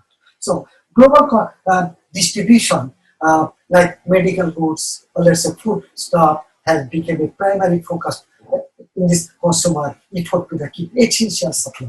So in this case, people are secondary product, they don't get the priority. They come to the comfort of the primary product. That's why logistics supply chain or retail supply chain, they depend on the global industry became a only impact to the supply chain, including, so supply chain actually the disruption, trade, protection, that is the cause. In this case, they are much more maintaining that globalization has increased the world supply chain management, emerging market or economies, or let's say the steady accounting, or let's say greater or proper GDP. So all this actually the maintaining supply chain management and disruption at the mechanism, economical scale, or regardless the size of the stages of the development, particularly the barriers, the place of the major strain or supply chain, including essentially linkage, they are relating to the food material. So finally, by coming due to the time constraints, the opportunity of the supply chain management, how we can take the opportunities. What are the opportunities in front of our cases? So while risks is resulting the short-term challenges, it is supply chain, some of the evidence point likelihood the current pandemic time, that more long-lasting structural shifting. Secondly, we need to, according to the some prediction, the China cases, as China would lose its central position in this many global supply network to the Brazil, Mexico, or certain emerging market, even in South Asian market. It is a big impact it can be happen. So reason for twofold, that is initial risks from the China-centric supply chain. So cause it world scale, it is industrial shutdown or China trade war, which is happening recently, pushed to the some company to look elsewhere. So COVID-19 has accelerated. It is trend of the United States company looking to religion or supply chain closer home country, such as case in Mexico, while also the diversity or let's say diversifying their future exposure risks by the relocating Asian state like Vietnam, Indonesia, Thailand, even Malaysia. So in this case, so electronic or textile product or renewable energy sector, they are most likely considered to the relocating part and operating to the Southeast Asian trade zone. That's why you see the opportunity still have. Those are the countries have. Of course, the China, due to the supply chain, it is a big effect is coming to the world because, of course, the China is the biggest supply chain dominating the world market.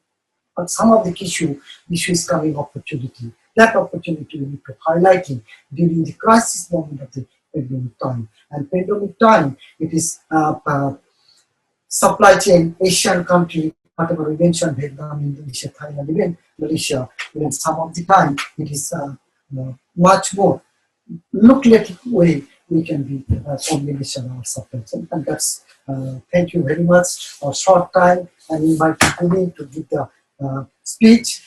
So during the short term, but we can be expecting more question and Q&A time to be clear. So you see the situation of the supply chain during the pandemic time. Thank you very much. Right, thank you very much, Professor Ahasanul.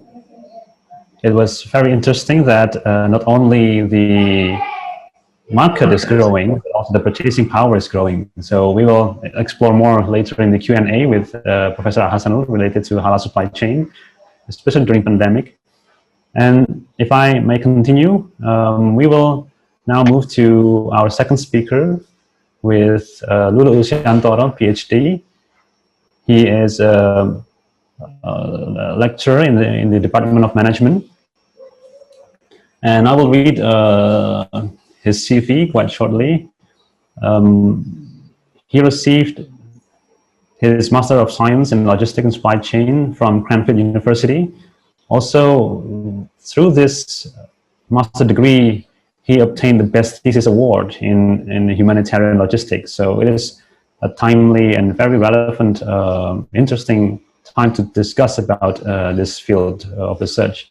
And he also continued his PhD in Cranfield University. And Pak Luluk, I think he is joining us now. I will hand over the stage to you, Pak Luluk. So please welcome, Pak Luluk. Right, thank you very much, Pak Rocky, for the kind introduction, and thank you, Prof. Ahasan, for the introduction for the halal supply chain as well. I think we will have more discussion after the session. So let me share my material. Okay, can you all see my slides? Yeah, okay, great. So this topic is about humanitarian logistics and supply chain management, right? So I've involved in some projects about humanitarian logistics and supply chain management, as mentioned by Pak Rocky before. My M.Sc thesis and Ph.D. thesis was about blood supply chain. Well, you can argue that it's also about humanitarian logistic and supply chains because it involves human helping human. But I'm not going to focus more on that side, but I'm going to present the humanitarian logistic and supply chain management in a general way. Right. So this is the outline for my presentation today. First, I would like to set the scene to introduce you about the context of humanitarian logistic and supply chain, and then the definition. Obviously, it's always useful to start with the definition, and then general concept of humanitarian logistic and supply chain management. And then this is not to confuse with halal logistic and supply chain management because I put H there. And then general supply chain resilience or SCRAS concept, because I think this is closely related to humanitarian logistics and supply chain management. And then the relationship between this concept as well in the context of COVID-19 pandemic. And I'll specifically use a case of COVID-19 pandemic humanitarian operations in Jakarta, Indonesia. And then finally, I'll present a little bit about the viable supply chains. This is, I think, the new idea come up from the literature about how the supply chain actually should react on this pandemic, and then self-organize or self-organization towards supply chain resilience. Well, let me start with this picture. I think most of you or everyone by now should have been aware about this virus. And there are numerous information, articles, news about this virus. And I will not go deeper into this COVID-19 virus because I think some previous speakers have also mentioned about this virus already and the development of this virus in some countries. But this is just to set the scene that this is very great disruptions. And then it's unprecedented, and this might be arguably the one of the biggest humanitarian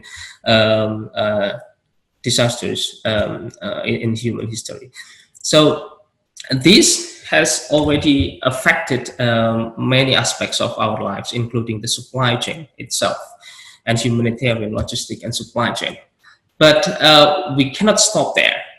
This is the big picture that we are facing at the moment, so the COVID-19 pandemic, but we still need to think about something else, that we are actually in this world, we are surrounded by many disasters, if you like, whether that be natural disasters or man-made disasters.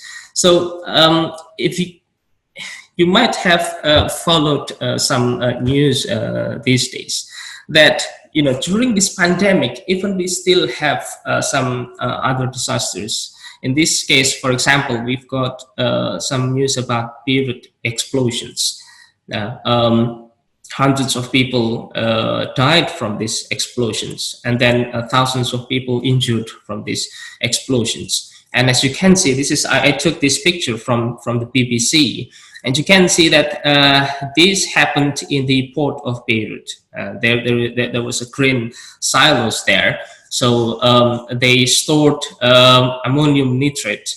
And some people actually have warned that this is a dangerous place to store ammonium nitrate, and it might explode any time. But then somehow they kept, or the company kept, this ammonium nitrate in this warehouse. And this port of Beirut actually cover more than 50% of the import products to the Beirut itself. So the impact of this explosion is quite significant for Beirut itself. And as you can see, that there's an extensive damage reported to many buildings in these areas.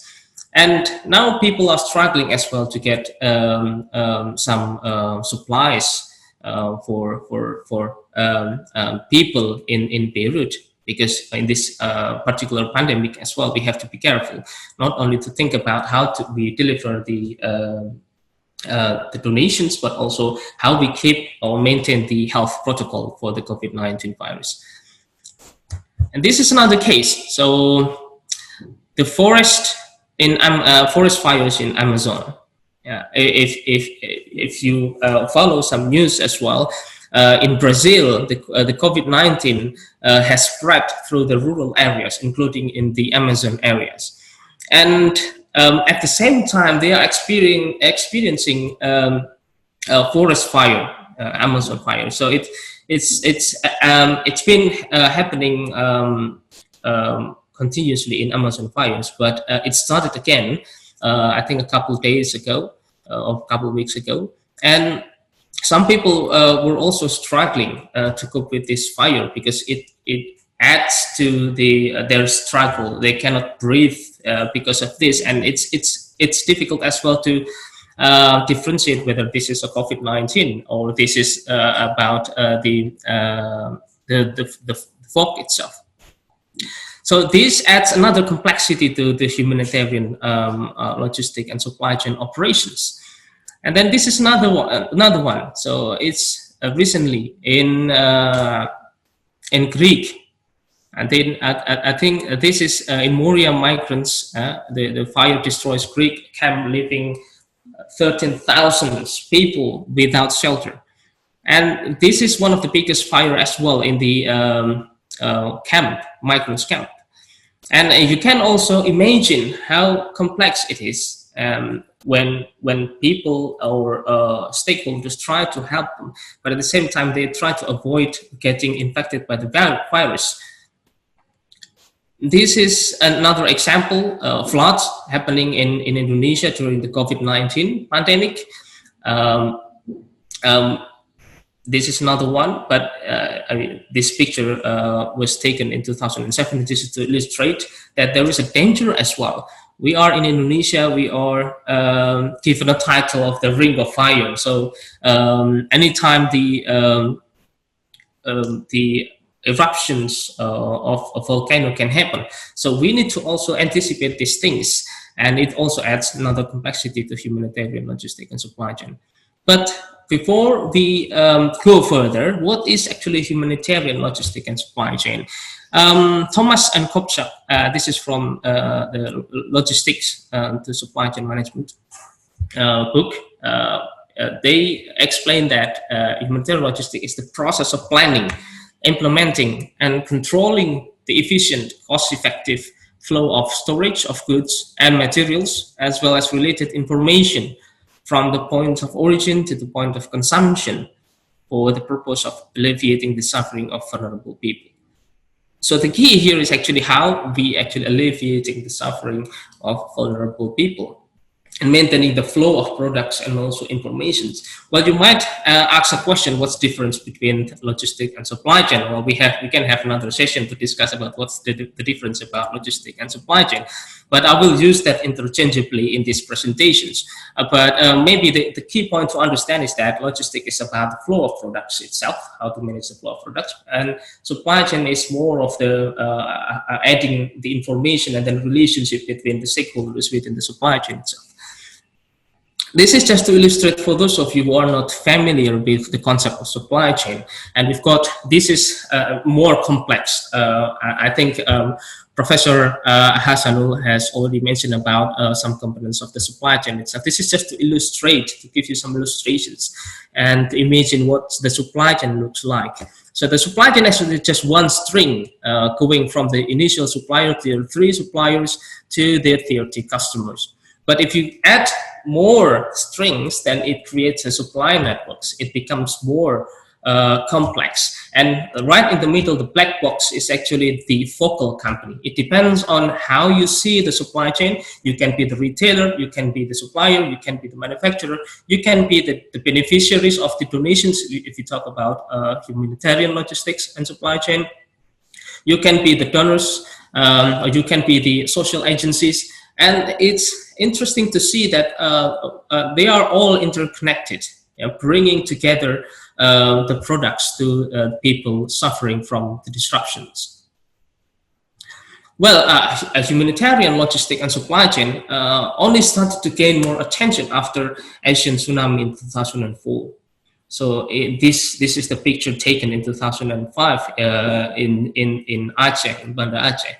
And well, it was devastating disaster. And before 2004, people did not really think about how to manage the humanitarian operations, logistic and supply chain effectively or efficiently. But after this great devastating disaster in 2004, people, academics, practitioners, and other stakeholders started to think how to efficiently and effectively distribute the products to people in need, and how to manage systematically the humanitarian logistic and supply chain operations. This is a very interesting framework to understand the scope of the humanitarian logistic and supply chain operations. I took this framework from Health Logistics by Kuhner Foundations, and I think practically this is a very relevant and easy to understand. In the center of the framework, we have supply chain actors. I'll describe who are the supply chain actors in the next slides. But this is a central point. So we've got supply chain actors working together, and then surrounding these actors, we need to have certain capabilities, preparedness capability, and then assessment and planning capability during disruptions. We've got sourcing and resource mobilizations during the disruptions. And then we need to deal, if it's international or global pandemic, international transport and storage, and then in-country transport and storage, which is within the local area, and then last mile distributions. This deals with how we distribute products from the last point in the supply chain to the end customers or to the people suffering from the disruptions. These are the supply chain actors, and this is not an exhaustive list, and you can still add some more lists if there are some people relevant to these humanitarian operations. We've got recipients, so people who are in need of any products during the disruptions, and then donors.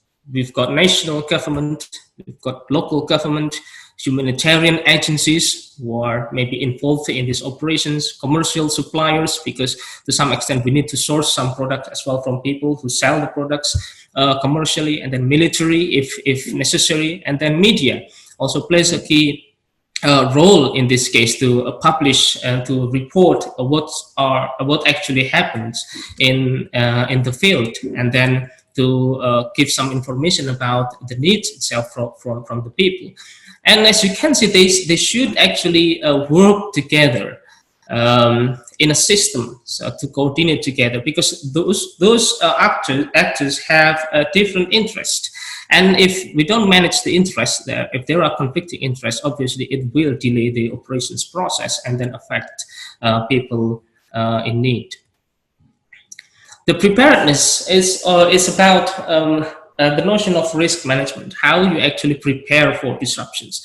Well, obviously some disruptions or some disasters can be estimated. So if you have a cycle of disasters such as volcano eruptions or maybe flood, which happens, for example, annually, and there is no solution at the moment, for example, for this flood, then you can sort of predict what's happening next year. And then you start to analyze what are the risks and how big is the impact of the disruptions. Then you can start to prepare the physical supply chain infrastructure. What about the supplies? What about the storage? What about the transport facilities?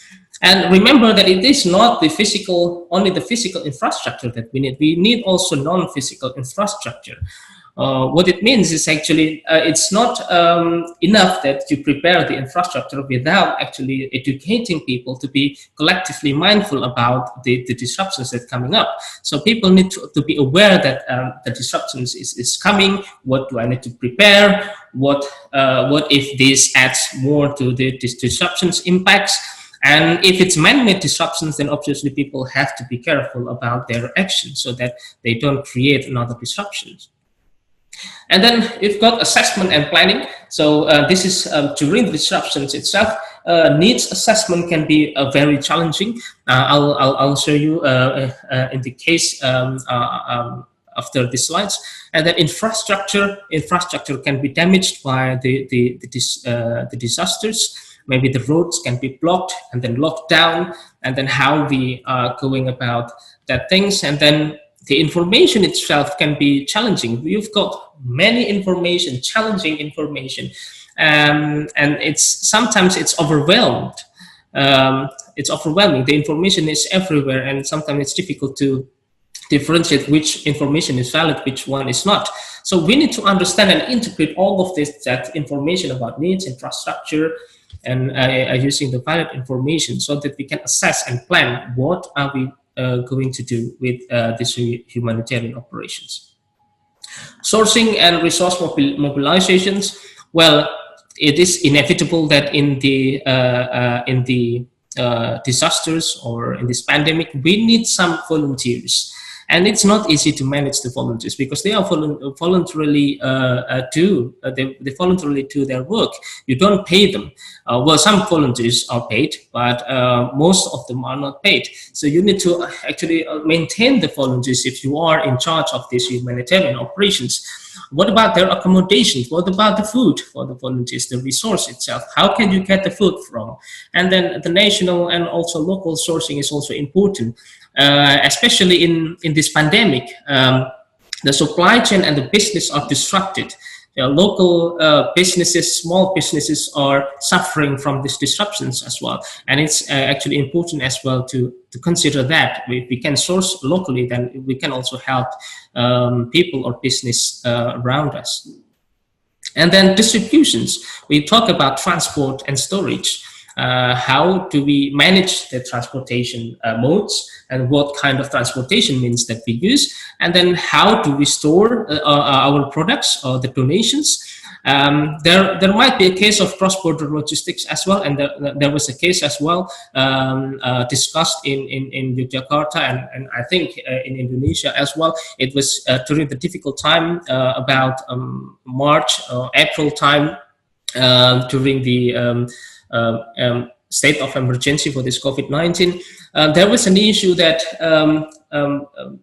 importing products from other countries is difficult because mainly that China was disrupted and China could not actually send the raw materials to other countries. And there was also an issue of tax as well. So when you import the products for humanitarian relief, you are also taxed by the government.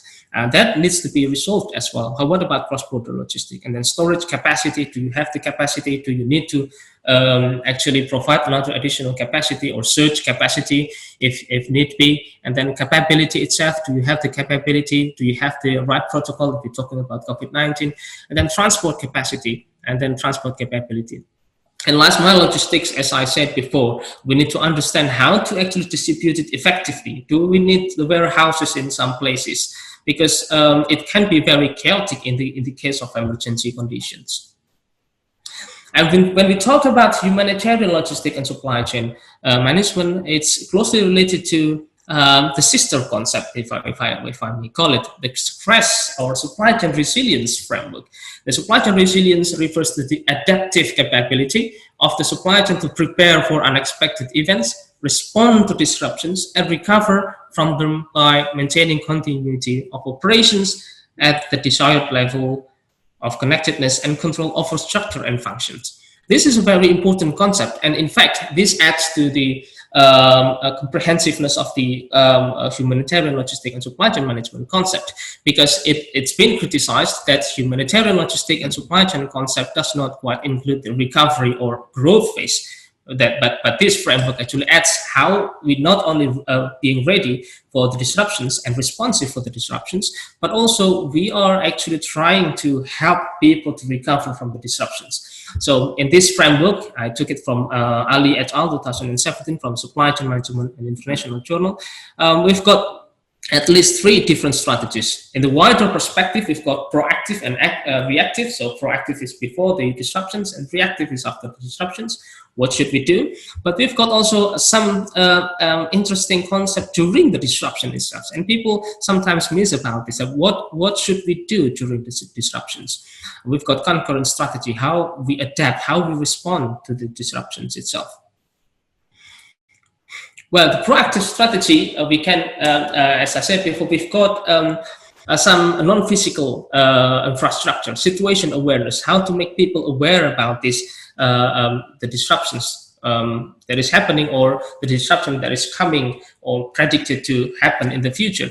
And the robustness of the facilities, how robust our facilities are, and then increasing visibility is also important. We need to understand where in our system that disruptions or disasters can happen.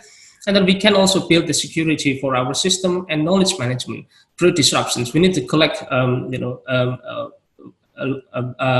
huge amount of knowledge and to understand what should we do when the disruption comes. And then concurrent strategy, during the disruptions itself, we need to have the ability to adapt. We increase flexibility, building redundancy. These two are very critical. Why? Because flexibility, we talk about when you cannot source your products from other suppliers, so one supplier or your existing supplier, how easy you can change to other suppliers so that you still can manage to deliver the products to people in need. Building redundancy is also important. If you have multiple facilities or only one facility, if it's broken due to the disruptions, then you cannot do anything. Redundancy means you're creating more facilities, for example, or more warehouses or more production facilities, so that when anything happens, you still have some backups. This is interesting. We can also reflect back to the case, for example, the Fukushima disasters in 2011. The whole global supply chain stopped, and there were some delays in the supply for electronics and also automotive spare parts across the globe, because most of the electronic and automotive spare parts were actually centered in the Fukushima itself, and there were no redundancy of the system. So we can reflect back on that the impact of this, of not having redundancy, is quite big, but this can also be expensive as well for the supply chain operations, especially for small businesses. Then the ability to respond, obviously collaborations is important with the whole supply chain actors, and also agility, how fast you actually react to disruptions. Then reactive strategy, ability to recover. Do you have contingency planning, or do the supply chain actors have the contingency planning? And obviously learning from the disruptions is important. If it's the perennial disruptions, then you can actually learn from the previous episode of disruptions. What can we learn? How can we do it better in the future? And building social capital is obviously very important. I will highlight some important facts that we found in the context of COVID-19 for the humanitarian logistics and supply chain management in Jakarta, Indonesia. This is I took this information from a news from kumparan.com in April 20th, 2020. These are some facts. During the disruptions, it was in the emergency conditions, the state of emergency. For example, we talk about the need assessments. During the disruption, during the pandemic in Jakarta, for example, the daily PPE needs in just one hospital, for example, in this hospital, Dr. Sarjito Hospital, during the COVID-19 pandemic or emergency, they need 134 coveralls, 6,000 surgical masks, and then 95 to 100 units of N95, 700 medical gloves. And it was stated there that it is difficult to estimate the total PPE needs of all hospitals in Jakarta. So we cannot actually calculate how long the current stock is going to last. So it's easy to think about the conceptual level, but down to the practical level, it's actually not easy. There was some chaos in the process of identifying the needs there. And then facilities, during the pandemic, for example, the governments prepared some, should prepare some shelters for people coming from the red zone, and then the government and the hospital have prepared 27 COVID-19 referral hospitals, 48 non-referral hospitals, 122 clinics, 30 rooms are available for critical patients requiring ventilators. We've got 200 and something rooms for non-critical patients. And in the worst case scenario, they can add up to 150 rooms in certain hospitals. And then we've got at that time occupancy rate of 35%. And we did quite reasonably good in the beginning, but we just need to check what's happening now. What about the warehouse for critical supplies? At that time, there were no discussion about the warehouse itself. So distributions were quite challenging because we cannot manage and we cannot identify these products come from which runners and how to actually spread these products equally to or optimally to people or to hospitals. Inventory, 60 ventilators have been prepared by the local government, and according to WHO, 16% of the COVID-19 patients required ventilators. And the inventory of medicines is also important. And then we've got PPE, coveralls, and other things. And then at that time, the PPE raw materials were quite expensive, and the ventilators were also expensive. It's difficult to get raw materials, and it was expensive, so people had to innovate the way to make these raw materials, alternative materials, and also ventilators. And what about testing equipment, reagent, and etc.? And then we've got the sourcing problems. At that time, there were irregular supplies from the national government. And sometimes it's only once a week, and it's not regular. They supply 1,000 something coveralls, and then 36,000 surgical masks, 495 masks, 5,000 something non-medical gloves, and then 80 medical gloves.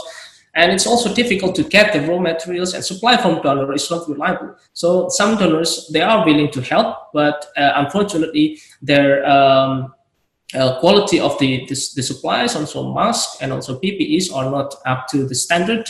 And many of them are industrial masks supplied by donors, they do not meet the standard medical specifications. Transportation and distribution was another challenge. So PPE distribution is handled by the local government, and there was no system applied by the COVID-19 response team at that time to receive and distribute the donations. So all donations were randomly conducted and distributed. So there were hospitals and clinics experiencing overstock of supplies, whereas others hardly received the donations, and that was the real situations. Information is everywhere again, and often overwhelming. So you can get some information about the PPE needs from WhatsApp, you can get it from the website, you can get it from the radio, you can get it from the televisions, from the newspapers, from telephone, and it's quite challenging to manage those operations. Well, so what is the next stage then? What is the solutions? What can be done if we face that kind of situations in the context of humanitarian logistics and supply chain? This is a very interesting article published in 2020 by Dmitry Ivanov, and this guy is, I think, is excellent, because he published a lot of paper in months. All about COVID-19 and in good journals. And one of the propositions there is actually having what's called as a viable supply chain. So if you can see, this is, I took from his paper in 2020. So in 1990, people talk about, well, how to be responsive in the supply chain. This is obviously in the context commercial, but I think we can also apply this in the context of humanitarian logistics and supply chain operations. So back in 1990, people talk about how to make the operations more efficient and more responsive. And then in 2004, as I mentioned before, the natural disasters and man-made disasters happened. And then people start to think about how to make the supply chain more resilient. And then in early 2010, maybe we started to think about how to deal with climate change and society and economics problems. And this, actually, the idea of sustainability, supply chain sustainability, came up. And then another a milestone is about digitalization in Industry 4.0, data analytics era in about 2015. And then now we faced another big disruptions and global disruptions, and maybe one of the biggest in history, about the global pandemic. And it creates a big impact on the supply chains. And Ivanov proposed that the supply chain viability should be enacted during these conditions. It means that the ability for the supply chain to self-organize themselves and then to survive during the pandemic. It's not easy because, well, obviously, most of the supply chain actors were devastated by this pandemic, but the ability to survive and then self-organize themselves and then restructuring their supply chain network is actually critical in this time of pandemic. Well, obviously, agility and then resilience, sustainability, and digitalization are also helpful in this case, but the ability to survive itself in this pandemic is utmost importance. And another things that we can do is actually we can enact the self-organized social groups. Yeah, I took this quote from Comfort in 1995 about self-organizations, because he actually mentioned about this, how important is self-organizations after the disruptions, how that can actually help during the disruptions and after the disruptions for the recovery phase. So this set of organizations, many of them interacting with one another for the first time during the response operations, had different responsibilities, contributed different resources, presented different interests and groups within the community, but engaged in response operations to serve the larger goal of the community's welfare, and could be identified as a member of the emerging community response system. This is important. It was the case of oil spill, I think in Pillsbury, if I'm not mistaken, in 1994. And after the oil, I think if I'm not mistaken, if an oil spill or something explosion. So we need to check again. But after the disruptions, people gathered together, many organizations and then NGO gathered together to think about how actually we save the community around the area of disruptions. And I think that's important. If we think about the supply chain at the moment in the literature as well, people think about supply chain as a self-induced process. Supply chain resilience is a self-induced process.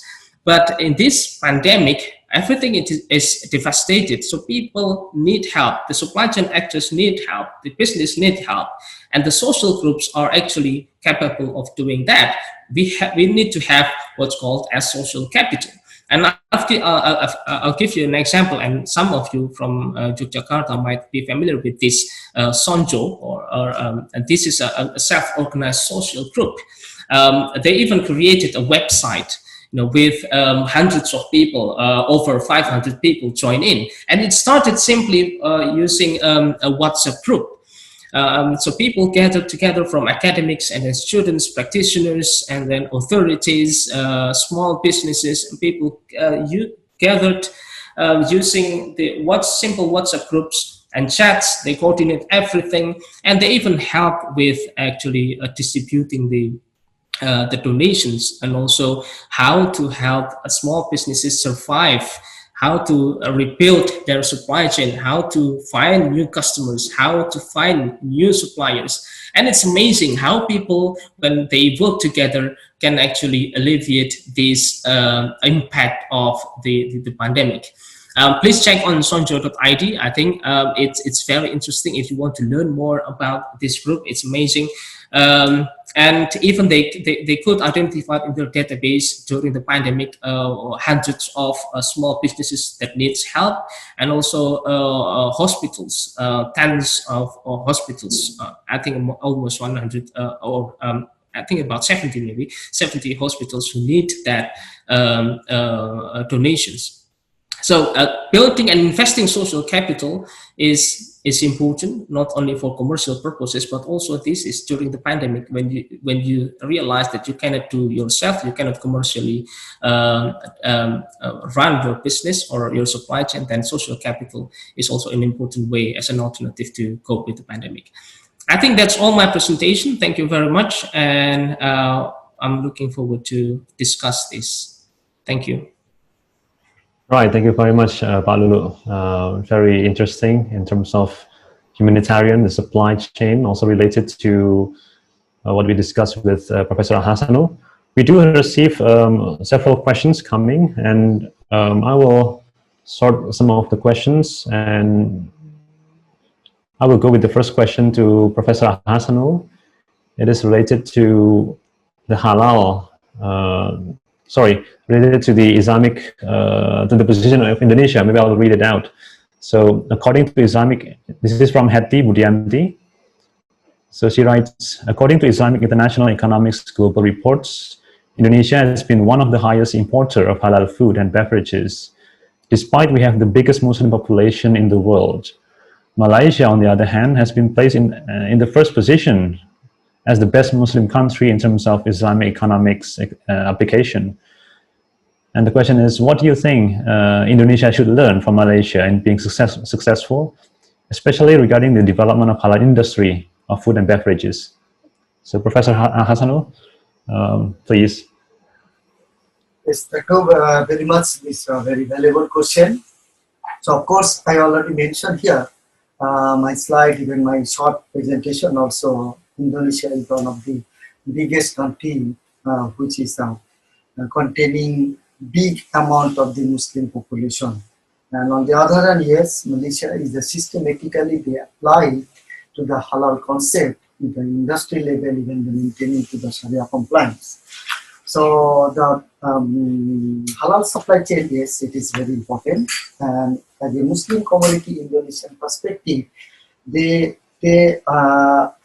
industrial level, even though the consumer level, even other aspect, they need to be maintain the application or implication of the rules, whatever the actually halal certification, halal concept is coming. So, for example, let's say the production, either raw material or finished product, which one you maintain, you need to proper guideline, need to supply a proper guideline, need to implementation to the industry level, and it should be needed to almost mandatory to process system halal concept. So if it is consumer product, also need to halal concept maintaining. If it is industrial product, also need to maintain some halal concept. For example, consumer product and banking product is different. Different halal concept they following.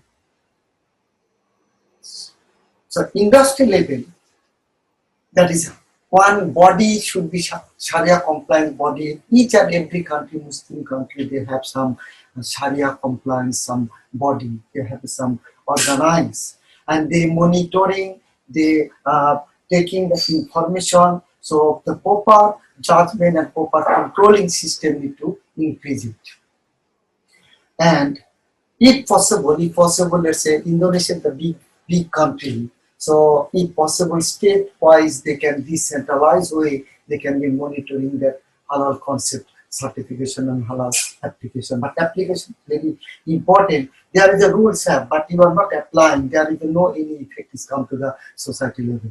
So that's why it is mentioned if government can come forward to maintain. So halal certification logo, even halal logo into the product, so consumer can be assurance. Yes, this product already government given the halal certification logo, means their believeness is coming, it is halal certification. So this actually implementation is very important. So let's say you are maintaining, you are practicing, but normal customer, general customer, they don't know. So where the authentic source is coming. So how they can believe it? So that's why if government can come forward to give the halal certification or logo of the things, so means they know that one organization, those are controlling the halal certification issue, they already verified and chop and give this logo, means it is authentic, there is no doubt to consume. So this process is very important for this country. Even not only Indonesia, even if you call it Bangladesh, if you call, there is also bigger community of the Muslim. 95% of our population is Muslim. 170 million people. So, but there is the problem is, so people are praying, people are Muslim, everything okay, but there is no government any sustain halal certification logo, halal maintaining logo, even certification, no rules and regulations, no any product is government is controlling and giving the halal logo. So customer is, their confusion, either it is halal or non-halal, there is no any systematic way. Also it is 100% almost Muslim country. So that's why these are the things, government need to come forward, or your state need to come forward, they need to control their system and implementation. Thank you. Right, thank you, Professor. I think related question to that is that there is a question by Satya. So his argument, summarize his argument, is that in a Muslim majority population, why should we need halal certification? Shouldn't we have non-halal instead of halal certification in a population where the majority is Muslim? What is your? Let's say if you consider it is Middle East country, there's a Saudi Arabia and other country, they're 100% Muslim, but they don't have. Okay. That's why it is the question is raised. Saudi Arabian market, there is no maintaining the, they are not adopting halal logo concept. But they have a justification. Their justification, they're talking based on the Islamic point of view, based on the literature, based on the other aspect. They're telling the Saudi Arabian rules and regulation, or Middle East country rules and regulation, there is a different compared to our Southeast Asian region or South Asian region. Let's say Malaysia is a multicultural region. So that's why here is a necessary to Sharia and body to one standardized form. And based on the standardized form, people can believe this and can come. So that is the point. The question is in terms of Saudi Arabia, why then Saudi Arabian country or Middle East country, they are not following the halal logo like Malaysia, Indonesia, Brunei, other. So their question is they're telling, so Saudi Arabia is 100% Muslim community, and there is a 100% we are thinking we are using the halal product. Even non-halal product they cannot be using. But question is arising, some of the product is imported product. Once it is coming, and this type of question actually raised again and again, is it possible all the product is Saudi Arabian market is own producing? If own producing, then 100% verified country or Muslim country, they can be it. But if you are imported product from UK, Australia, United States or Canada, any places, that product, how you can be determined it is 100% purified and halal concept is coming. So these are the cases. That's why they telling our country, those are the, and my talk, I already beginning, I told you. So some of the product you observe, they're giving the manual, user manual, they're giving the local language, they're giving English language, and they're giving Arabic language. Why? Because they particularly that market they want to capture it differently.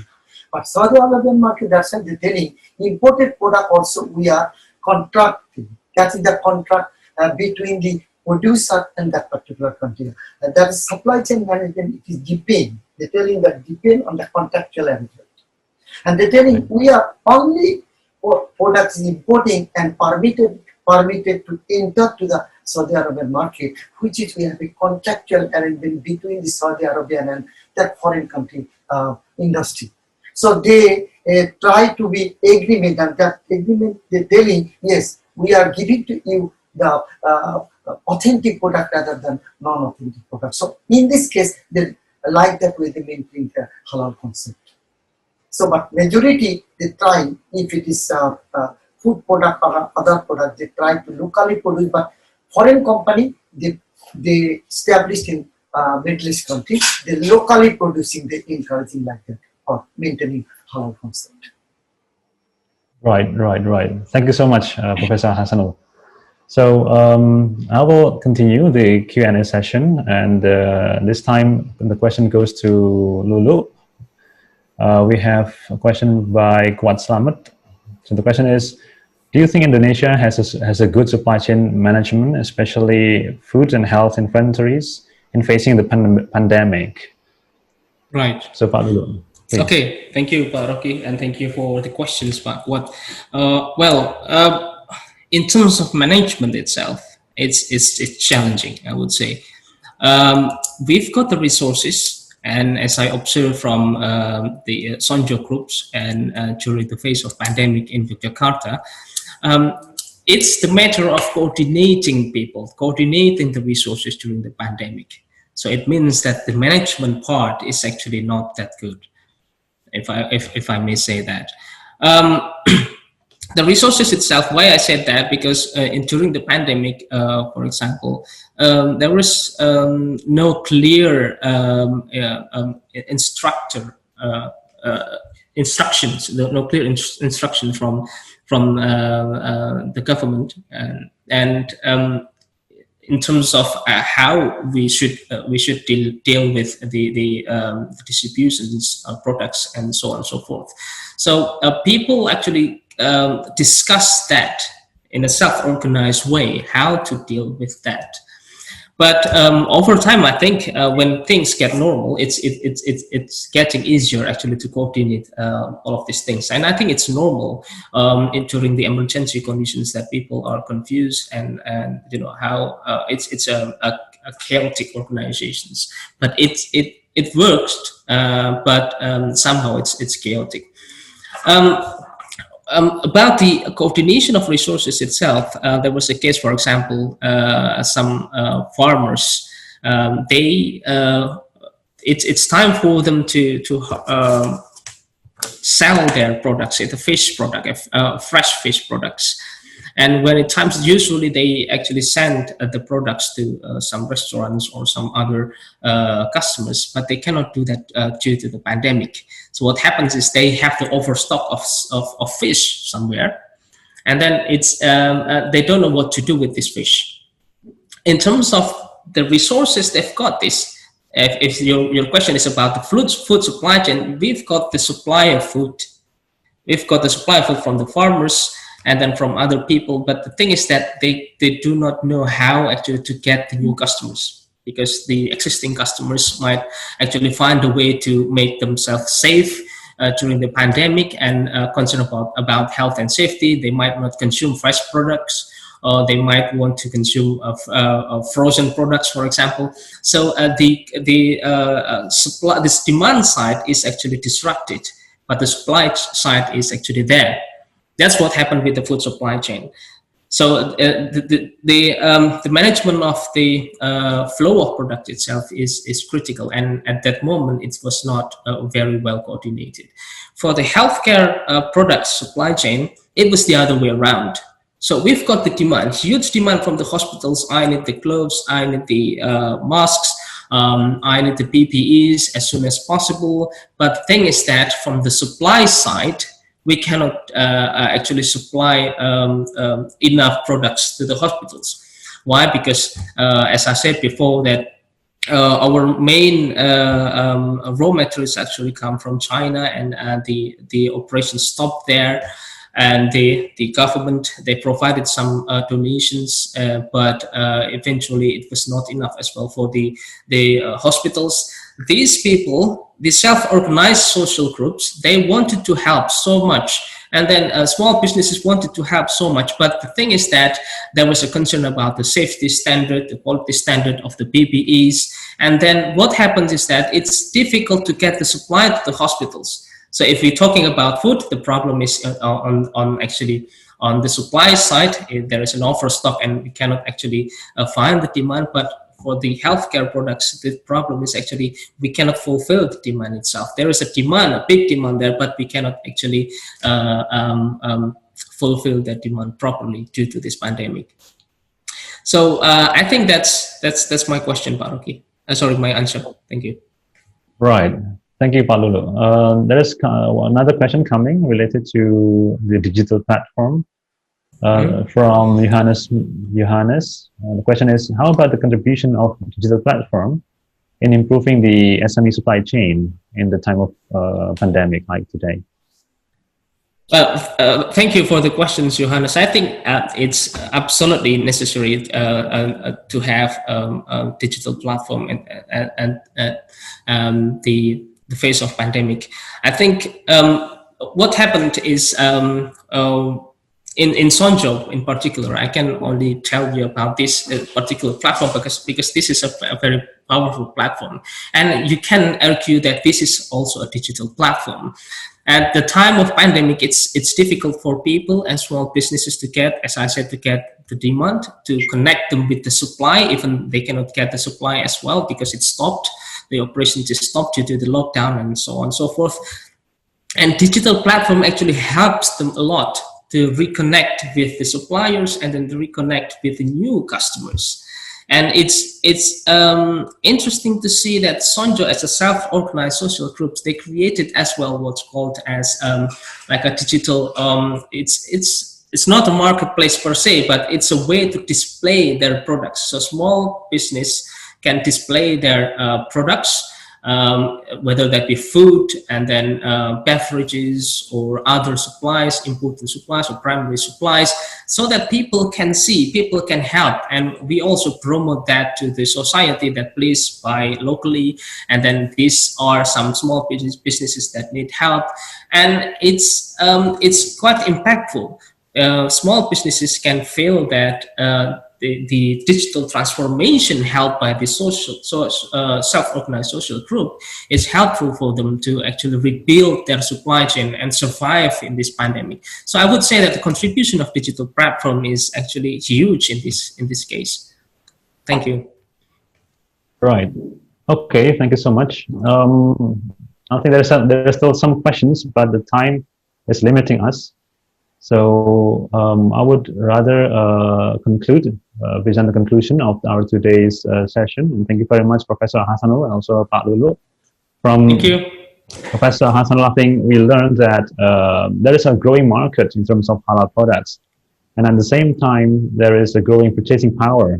So the demand is rising. And there is a realignment of the global supply chain. And to join forces to the halal supply chain is an opportunity that lies ahead. And from Pak Luluk, we learned that as disruption coming, especially in terms of disaster, we are presented with many cases related to social, self-organized social groups, and they play an important role in kind of filling the holes where the traditional supply chain or logistic cannot reach the last miles. So I hope by this session we are having some insights related to these two topics. And again, I thank you from the speakers, Professor Ahasanul, also Pak Luluk, and I hope we can still maintain contact in the future. Thank you so much. Okay, we are very honored this morning that we can have two prominent researchers with us in this event. From the UK and also from Indonesia, and they will speak as our panelists in this last session in the topic of accountability and Islamic humanitarian organizations. So I will introduce you with our first speaker, Dr. Sophia Yasmin. She is currently an assistant professor in accounting at Alliance Manchester Business School. Before joining Manchester Business School, she was a lecturer at the University of Bradford, and her research interest is particularly in the area of accountability and governance, with particular attention to non-government organizations. She has published in many reputable journals, such as in Critical Perspective of Accounting, Auditing, and Accountability journals, and also journals of business. Dr. Sophia, next 30 minutes is yours, please. Hi, thank you everybody, and thank you for inviting me. So good morning all. My name is Sophia Yasmin. Thank you for the introduction. I hope you're all well.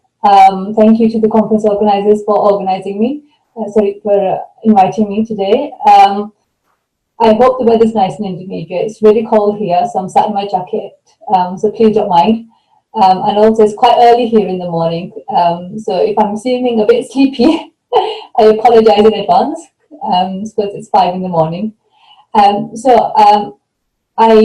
Would you like me to share my screen, or would you be providing the PowerPoint presentation slides yourself? I was asked to present today on the accountability practices of Muslim NGOs in the UK, looking at future research potentials and commenting on what's been happening recently with regards to the COVID crisis.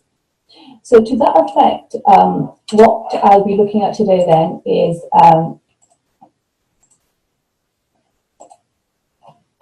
this notion of accountability. So I'd like to begin by talking about what we mean by accountability, just ironing out some of the main arguments in the literature, and then going through what the research tells us about the accountability of Muslim NGOs, particularly in the UK. Now, much of my own research is in this area, so I'll be basing quite a lot of the presentation talk on my own research, and then going on to discuss what potentials there are for future research in this area, and then looking at, in particular, how COVID-19 has affected Muslim NGOs operating particularly in the UK. I guess what I would like to say at this stage is, although I'm looking at the NGOs that are based in the UK, there are still some commonalities across other Muslim NGOs operating in different parts of the world. I wouldn't say that we have any particular unique characteristics here in the UK, apart from being based in a Western context. So there is much that can be learned from this research and applied to different parts or different types of NGOs across the world. So what is accountability? Now, it's such a multifaceted and complex term. When you talk about accountability, lots of different things will come to your mind. The main thing that usually used to come to my mind before I started talking about accountability is this notion of transparency. So when you say to an organization, we want you to be accountable, what you're usually saying to them is we want you to be more transparent. So we want you to tell us everything that's been happening. You know, what do you do for a commercial organization or a business? It's usually about making sure that you're spending shareholders' money in accordance with their wishes. For NGOs, it's making sure that you're spending funders' and donors' money with their wishes, if you like.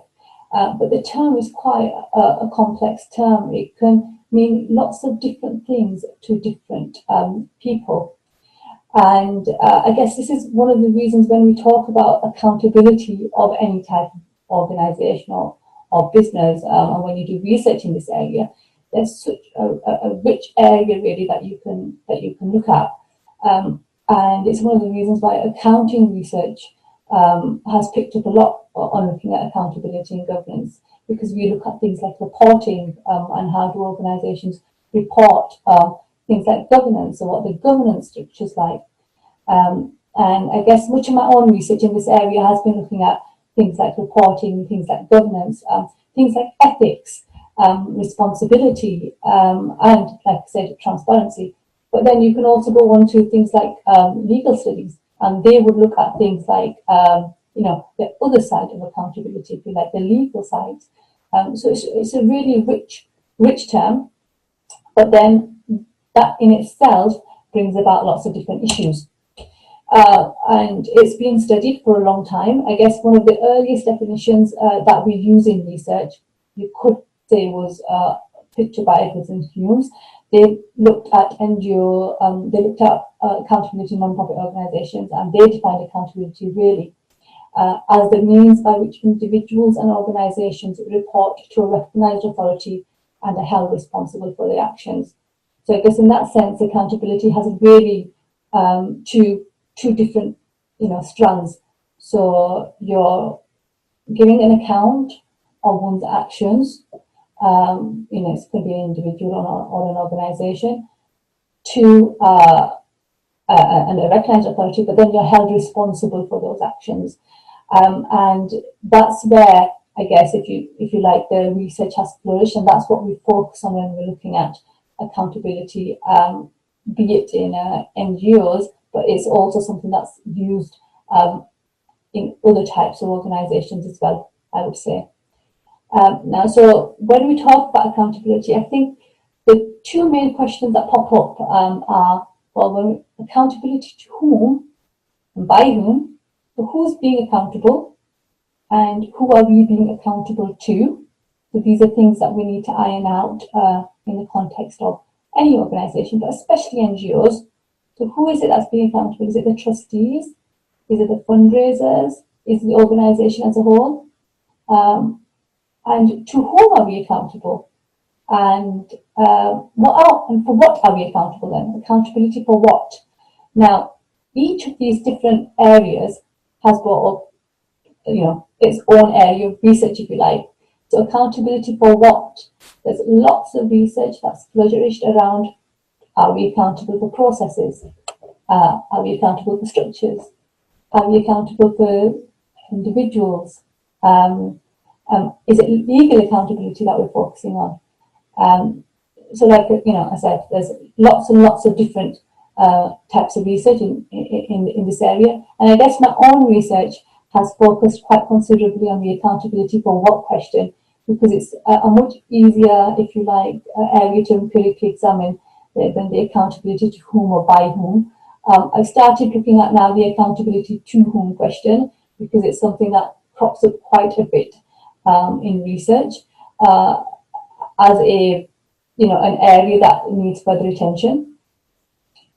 But what the research has been moving to quite recently in this notion of accountability, and which is something that I think we need to pay more attention to, especially when it comes to Muslim NGOs, is this notion of the problematics of accountability. What this research, it's quite a new body of research, only a few papers in this area, but what this research really looks at is that there is an inherent problem with the notion of accountability itself. And you've got two streams. You've got, or I consider them to be two streams. So you've got some papers that look at the moral and ethical problematics, if you like, of accountability. So what is it in the notions or the ethics of accountability itself that is problematic for the person giving an account? So you have Mesner, who talks about how the problems that an individual faces when giving an account for their actions. And then you've got Roberts, who talks about the ethics of transparency and whether it's ethical to ask an organization or an individual to be fully transparent. And then you've got this notion as accountability as a poria or a gift. So what McKernan really talks about is how accountability can only be accountability if it's gifted, if you like, or if it's something that's done wholeheartedly. If you're asking somebody to be accountable, then that's not really accountability. So, there's lots of interesting, I'd say, debates that are arising around this notion, and I think that's the most interesting place, I guess, where future research lies, especially when we're talking about how accountability in NGOs should, or Muslim NGOs in particular, should play out. And I think that's mainly because some of my earlier research found that when we're talking about accountability, especially in Muslim NGOs, there's a big so what question. So some people are quite happy just to give because it's a religious obligation. So you give money to a charity or an NGO, and that's your religious obligation fulfilled. So if you are happy, I mean, some people say we already checked whether this NGO is doing what it's supposed to be doing.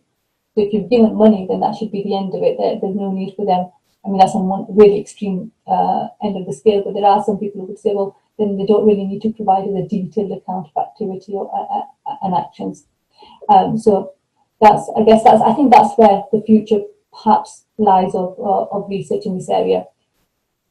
So that was general accountability research. There's some research that's looked specifically at accountability and NGOs, and I guess this is where my particular interests stem from as well, and this is where my research has if you like, developed. So the main people writing in this area at the time when I started looking at the research in this area were Brendan O'Dwyer and Jeffrey Muneman, and what some of the arguments that they raised in this area were that accountability for NGOs is quite functional. So there's lots of upward accountability from the NGOs, all NGOs, whether they be Western-based or based in developing countries, really mostly accountable upward to the funders and the regulators. And there's a disconnect between what they would term as social or downward accountability. And their arguments were that this is leading to mission drift. So organizations that were set up to provide accountability for, to provide a particular service or a particular, aid, etc., they weren't actually being accountable to the people that they were set up to help. And in this case, commercial goals were being prioritized over social goals. And the effect of that was that downward accountability to poor marginalized beneficiaries was a much more informal kind of a system rather than the more formal reports and accounts for regulators and funders. And they found really a careful balancing act between this notion of value for money and long-term achievement of mission. So where would the accountability lie? And they argue that accountability must be broader than just financial concerns. So at this point, there was not much research in accountability in Muslim NGOs based in the UK, and I was really interested in this area. And what I wanted to look at was whether there are similar kinds of issues in the UK as well. So in Muslim NGOs in the UK as well, because we are unique in a sense because of our religious beliefs and the fact that we are Muslim NGOs are set up particularly to further the Muslim religion as well. So let me just give you a quick background to what the sector is like. So you can see that although it's small, it's not insignificant. In the UK, 27% of charities are faith-based, and that's from a population of around 190,000. That's a combined income of more than £9 billion. Of them, around 5% are Muslim. Now, the majority of these are small, so they've got an income of less than 100,000 per annum. But the largest Muslim charity has an annual income of more than 25 million. And I would consider there are 3 or 4 charities that come into that bracket. But we do have a number of large Muslim charities, I would say between 25 and 30, that have an income of more than £1 million. And these are the main charities that that people, Muslims in the UK, donate to. The rest of the NGOs would be your smaller, perhaps education establishments, or even madrasas and mosques that are set up. So my research really looks at these larger charities and looks at how the majority of them are humanitarian organizations, and so tries to iron out what kind of how are they accountable, and are they following really what the literature says with regards to how accountability should be playing out in these organizations. So the majority of my discussion today is going to be based on these papers. And these are a number of papers that I wrote in this area, and having looked as preparation for this presentation and for my ongoing research, there's not much more that's been written on Muslim NGOs in the UK apart from these papers. So there was some research that I did earlier on which looked at communicated accountability. I've done some research looking at how organizations behave internally, looking at the governance structures, and much more recently, there's a paper which is looking at this accountability to whom question. And I've argued that we need to really bring beneficiaries into the center of this accountability debate. So lots of different types of methodologies here. So we've been looking at accountability in terms of reporting, in terms of governance processes, and personal values and beliefs. And I think that's the personal values and beliefs is something that's unique, I guess, to Muslim NGOs. All NGOs that are set up, are set up with some type of intrinsic motivation. They've all been set up, because people want to help. I guess the difference between Muslim NGOs and other NGOs is that you're set up with this desire, that stems from religious beliefs, just like other religious NGOs. But I would argue that for Muslim NGOs, that's a slightly different, or a different context. And this is what I found anyway. So we've looked at external narratives, we've looked at media reports, regulatory comments, and we've also taken inspiration from Islamic religious scriptures to develop idealized frameworks and see if they're doing what they're supposed to be doing, I guess. So let me briefly explain to you what we found. I'm conscious of time here, so I apologize if I'm going a bit too fast. We found for Muslim NGOs in the UK that they do tend to have poor internal reporting practice. Some of my earlier research found we did a comparative analysis of reporting practice between Muslim and Christian NGOs based in the UK. And we found that they're actually providing quite poor reporting. They just provide basic descriptive information rather than more advanced judgment-based information. and we suggested this could be, you know, a number of reasons. Maybe donors are not asking for that information, you know, for the reasons I outlined earlier. And this weak demand by donors is making, you know, stakeholders or those preparers think, oh, we don't actually need to prepare this. There might be some internal organizational issues. You have to remember, if we're comparing Muslim charities to Christian charities, they've been established a lot later, so they are quite new, I guess. They're still not that new. I mean, I think the average age was around 24, 25 years, but they are still newer compared to Christian organizations here in the UK. And so we argued maybe there were some issues related to organizational structure and culture. And we also found that it could be due to perhaps a lack of internal expertise in preparing reports. And there was this notion that there's an accountability cost associated with preparing this information. And many of the organizations were really, you know, we're getting this £1 in from donors, and we would rather send the £1 in out to wherever is needed rather than keeping any money back, you know, to you know, develop the infrastructure of the charity. So there was this feeling that there was a balancing act.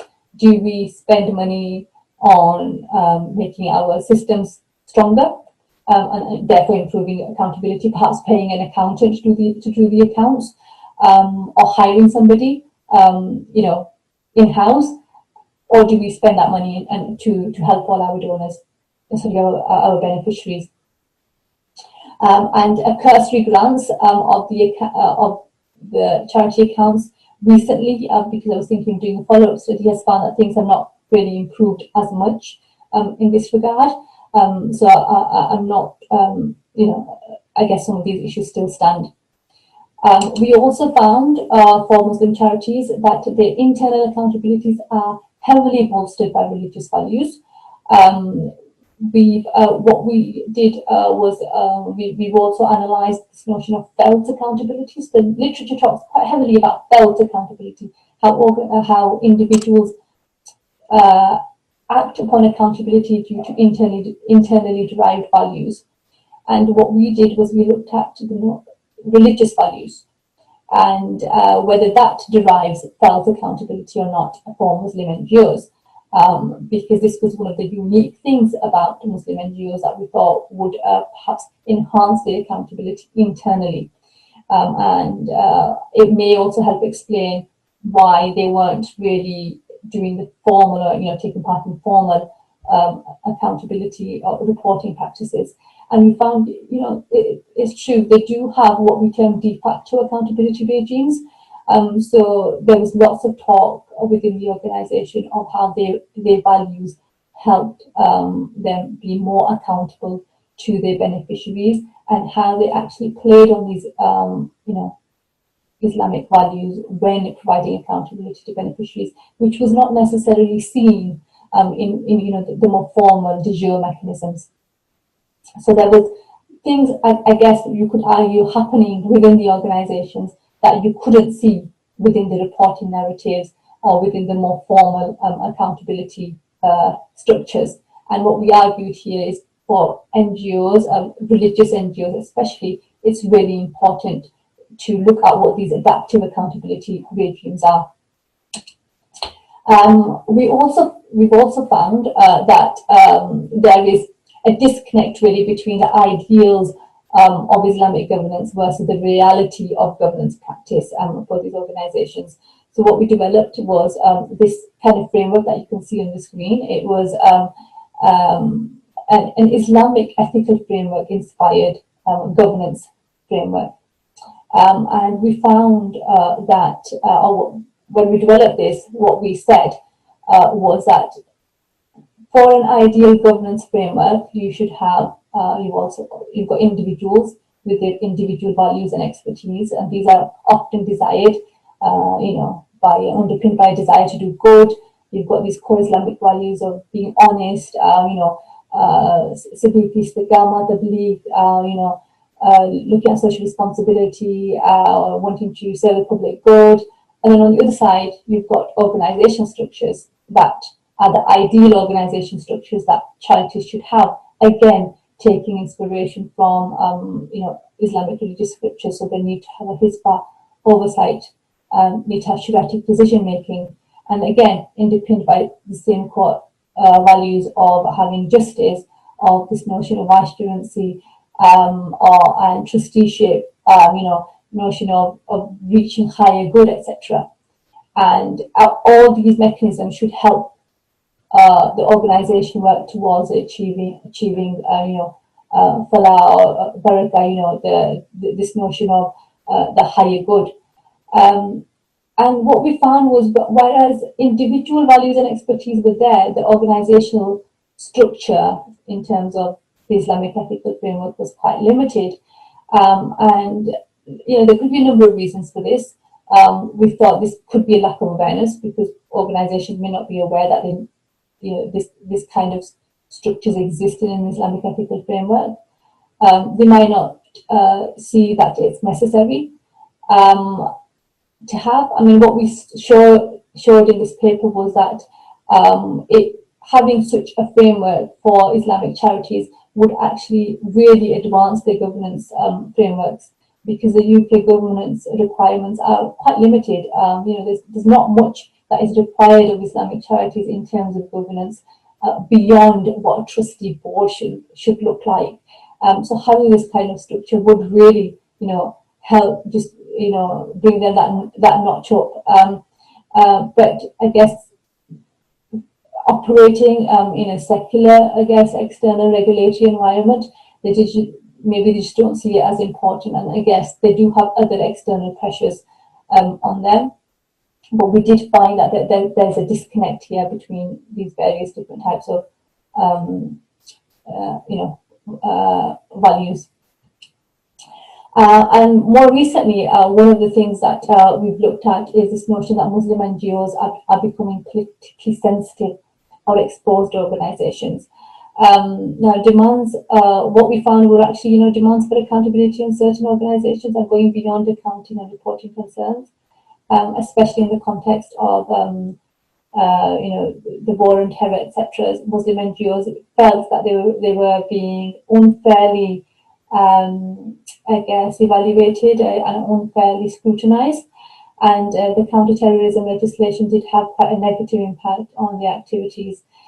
So in this regard, we argue that, what's being asked of NGOs in terms of their accountability, that's not actually enough to satisfy the regulator or reassure the public. And a lot of that was being influenced by the right-wing media. So in this regard here, we found that, well, actually, the accountability debate is not just between the regulator and the organization, it's being influenced by other organizations in this regard, the media.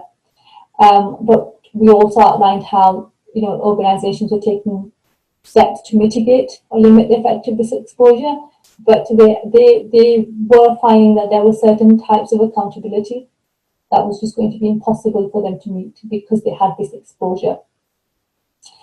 So that was a really brief run through the research in this area.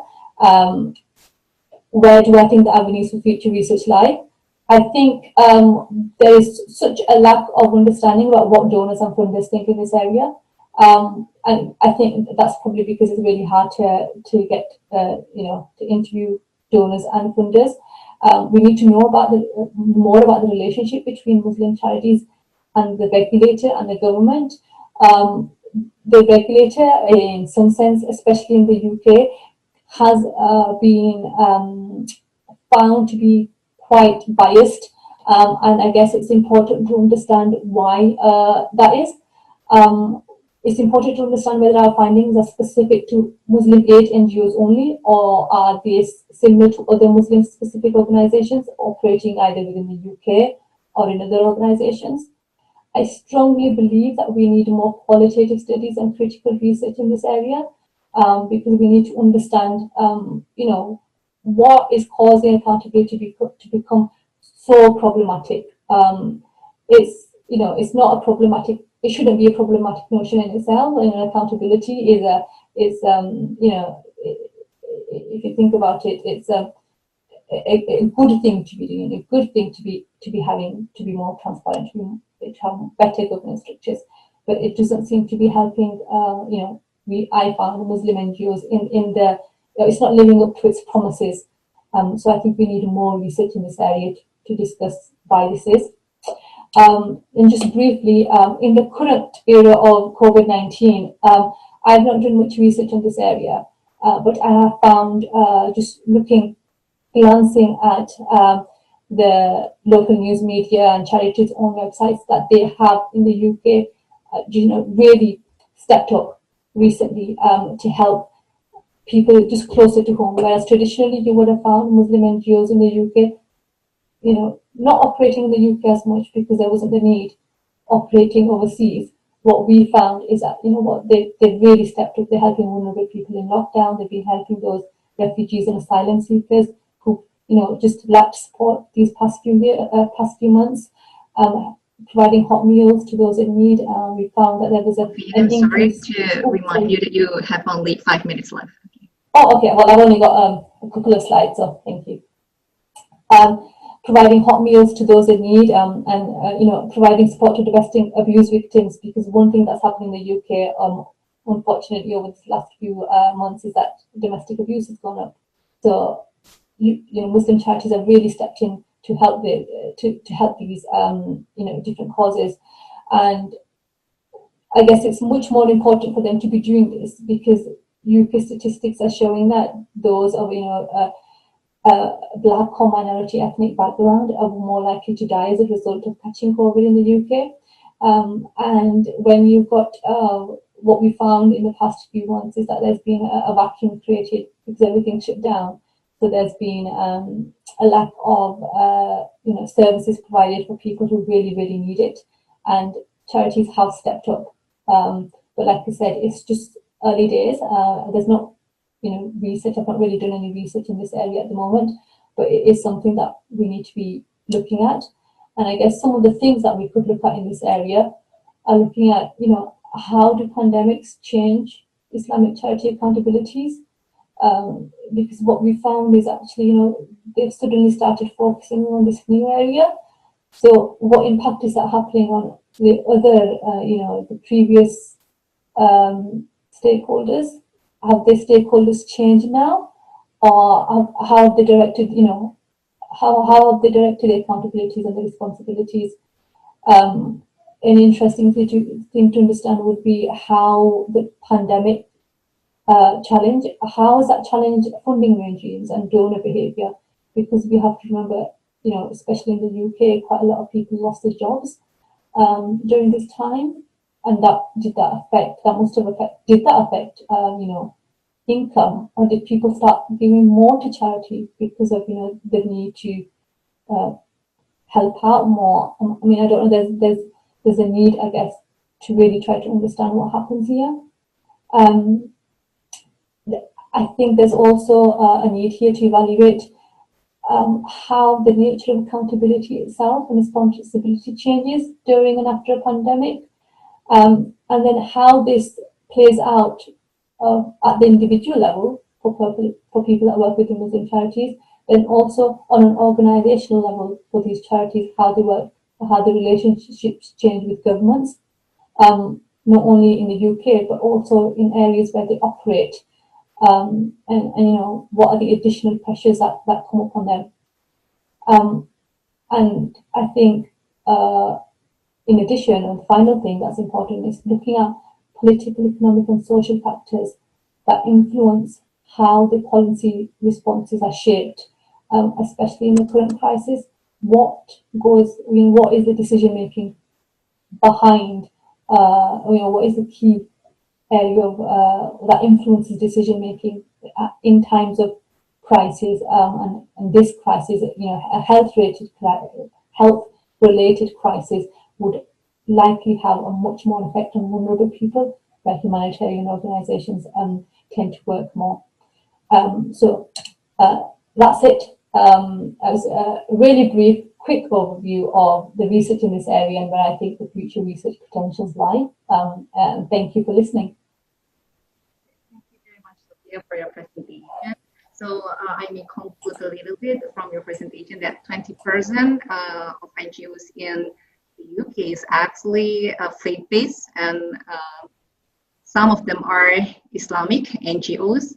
But here, Islamic NGO shows low accountability practice due to high costs that then leads to weak demand of accountability by the stakeholders, and then also lack of professionals, experts, and then high cost of accountability. And here we're trying to conclude whether it is universal practice and can be found also in other countries. Future research are necessary to conclude such things. Related to pandemic, we need also to observe whether there is changing nature of accountability. So I think it is very good opportunities for researchers that are interested to research in the area of accountability and NGO, especially Islamic NGO, that we have a lot of opportunities to explore about the accountability practice of Islamic NGOs. Okay, so we're moving to the second presenters. So we have Ibu Miranti Kartika Dewi, Ph.D. She is currently a lecturer at the Department of Accounting, Faculty of Economics and Business, University of Indonesia. She got her PhD from Aston Business School, UK in 2017, and her MBA is from International Islamic University of Malaysia. She has written many papers in the topic of accountability, especially in Indonesian context, and published in reputable international journals such as CPA, Critical Perspective in Accounting, and also Accounting, Auditing, and Accountability journals. Okay, Bu Miranti, next 30 minutes is yours.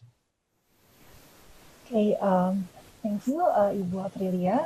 Assalamualaikum warahmatullahi wabarakatuh to all of you. And yeah, Alhamdulillah, wassalatu wassalamu ala rasulillah. First of all, I'd like to thank you for all the committee members of the 8th Gadjah Mada International Conference on Economics and Business, as well as the 5th Gadjah Mada Conference on Islamic Accounting and Finance. So thank you for having me to share my research findings, as well as some of my early thoughts on how this pandemic actually impact the work or the roles of the NGOs, but particularly in Indonesia. And I also thank you for Dr. Sofia for sharing your research. Actually, this is the first time that we met virtually, even though I know your names and also your research previously, and I think we communicate sometimes from my email as well previously. So without further ado, let me just share, or maybe can you all hear my voice clearly? Okay. Yeah. Yeah, I assume so. So let me just share my screen. Wait a minute. Okay. So let me just present now what I have here. Hopefully, it can meet the time given by the committee. So yeah, as the committee provide me a topic on the accountability of NGO practice in Indonesia. Actually, this is the very topic or the topic that is very relate to my research, and I really love to talk about this in further details, especially with the spotlight on the beneficiary accountability, because actually that is one my research topic when I took my PhD in Aston Business Schools under the supervision of Professor Ator Bilal of Sheffield now, and also Dr. Melina Manoshind. So what I have here is actually some portion of my thesis. Okay, but it's not working. Okay, wait. Okay, and I add some more to relate with this situation currently. So as we know that the basically Dr. Sofia has already mentioned a lot of things regarding the accountability, how it relates to the practice of Islamic accountability or Islamic NGO accountability in the context of the UK. So I just would like to touch a little bit what do you call it, like in other contexts and related with the beneficiary accountability. And as we know that the NGOs are actually playing a very important roles to support the government and the business to encourage the development, because the government only and the business cannot just make the development achieve its very optimal targets. So the roles of NGOs here are very important and very needed. And but we also understand from previous research, for example, here I mentioned Clark 1992. It's mentioned that the NGOs has a lot of great potencies, but unfortunately, most of them have limited resources. Resources in terms of funding, in terms of volunteers or employees. So some of their programs are not really sustainable. Some of them just doing the hit and run programs, or even just cash aid and then disappear. They just deliver whatever they have from their donors, but not really consider about the longer impact of how their aids can benefit the beneficiaries in more longer term or in more sustainable manner. So even the COVID pandemic right now, we hope that this Allah can get this pandemic out from us very soon, because I know that the situation is not easy for every one of us maybe. And also, the pandemic impact the NGOs too, and I believe that Pa Elan has already explained further details about this, how pandemic influenced the social and economic sectors, and how the Islamic social and economic sectors have contributed to help the assistant to assist the what do you call it, like the mitigations or the preventions of further severe impact of the pandemic. Even Jakarta now, we are back in lockdown situations on Monday. So yeah, we are getting more severe and a higher confirmed case on the pandemic. And if we look at from the SDGs point of view, we look here, I get this image from the Phil Ho et al. Study, which is very timely. The study is just published in the sustainability journals. They mention, or they identify, that actually the pandemic influenced a lot of aspects of the SDGs. So at least here they mention about 8 or 7 goals, from the poverty, the hunger or the food supplies, regarding the health, of course, the educations, the gender equality, like economic growth, inequality, peace and justice even. So these are actually the areas that the NGOs are expected or are demanded to have their works on, to support the government sectors as well as the business to achieve the SDGs by 2030. Actually, talking about the SDGs, we can have more longer conversation regarding this, whether it's really idealistic or not, whether it's only just like an attempt to erase the sins of the business sectors previously. But after all, actually, Islam already have these SDGs much more longer before even the SDGs itself is formed. We understand about the Maqasid al-Sharia, the 5 basic targets of the Sharia is actually cover all the SDGs. But here, the researchers mentioned that, of course, the pandemic influenced the goals of the SDGs. So the roles of the NGOs are even more needed. And another study conducted by one of the department by the UN, Economic and Social Affairs, they identify even more impacts of the COVID pandemic. So previously, Phil Ho et al. Mentioned that at least 7 goals of SDGs are impacted. Now, this UNDESA study, they mentioned about maybe about 12 or 13 goals are impacted. So, for example, like poverty, loss of income, especially the grassroots people or the daily income earner, they are really impacted by this pandemic.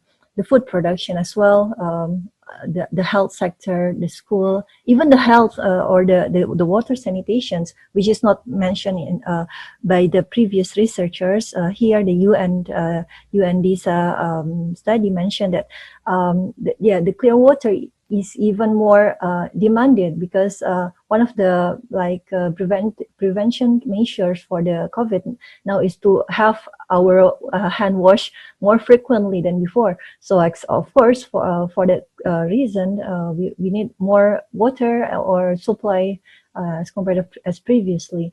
So can we just imagine how people outside there who previously have water scarcity, now they're even get more what do you call, like risk towards the COVID, because they don't have such facility. So here again, the roles of the NGOs are more demanded. The goals which are not yet mentioned in the previous research that I just mentioned is the life below water. The life below water, we can see here the turtle is surrounding by the mask, the used mask containing whatever there. So it's really dangerous. Even the plastic waste already problematic, and even some of the research bodies who concerned with or the NGOs who concerned with the environmental issues, they mentioned that it can be expected, if our way of life is not changing, by 2050 we will have our sea contains more plastic than fish. So can we imagine that? It's very dangerous situations. Now we have all this protective equipment, or the PPE or the APD, we call it here in Indonesia. It's thrown, I don't know where. Do we have like a proper warehouse or a proper place to throw those waste, or we just dump it like this one? It's very dangerous. I don't know. It's also opening like a new opportunities for like social entrepreneurs to or the NGOs as well to try to look for the solutions for this one, because it's really impacting our those lives. So actually, in short, 17 goals of the SDGs are really impacted by these situations. So what NGOs could do then, and how it relates with beneficiary accountability I've mentioned before. So yeah, we understand that these pictures come again. NGOs have a great potencies but limited sources, so it stimulates or it contributes to their unsustainable programs. But there are some research mentioning that actually the unsustainable programs can be overcome by getting beneficiary engaged to the programs that the NGOs is conducting. So yeah, but beneficiary cannot just engage without any effort made by the NGO. So actually the NGO needs to do some trust development mechanisms to get their beneficiaries engaged on their programs. And it's have mentioned, even though they are not, these researchers are not really mentioning specifically for the beneficiaries, but yes, indeed, they mentioned that the trust actually needed for getting more engagement from our stakeholders. So how to get the people or the beneficiaries trust us? Accountability is of course needed to build the trust. So it's really just like a circle there. With those in mind, beneficiary accountability warrants further explanations, and especially for how actually beneficiaries should be operated, because we understand that any NGOs are demanded to discharge their accountability to various stakeholders, to donors, beneficiaries, to governments and other sectors or other stakeholders as well. But how they should do it? So when I start my PhD, actually I came to my supervisor with the perspective of looking for about the donor accountability, which is more related with accounting issues. But when my supervisor actually he challenged me to read more, and we found out that actually the issue of beneficiary accountability is is really lacking in the literature at that time, even now as well. So yeah, we decided to just focus to dig more about the beneficiary accountability, how its imbalanced position can be very harmful for the NGOs work, because actually NGOs, most of the NGOs I think is established because their founders have intention to do good things. So what about if those good things are actually disrupted by the expectation from donors to present a lot of like formal reports? So they sometimes it makes those NGOs forgets about their main reason why they are there. So yeah, so operationalization of beneficiary accountability is a challenge because its definition is also unclear. Okay, it's Azan here, so should we stop or should we just carry on?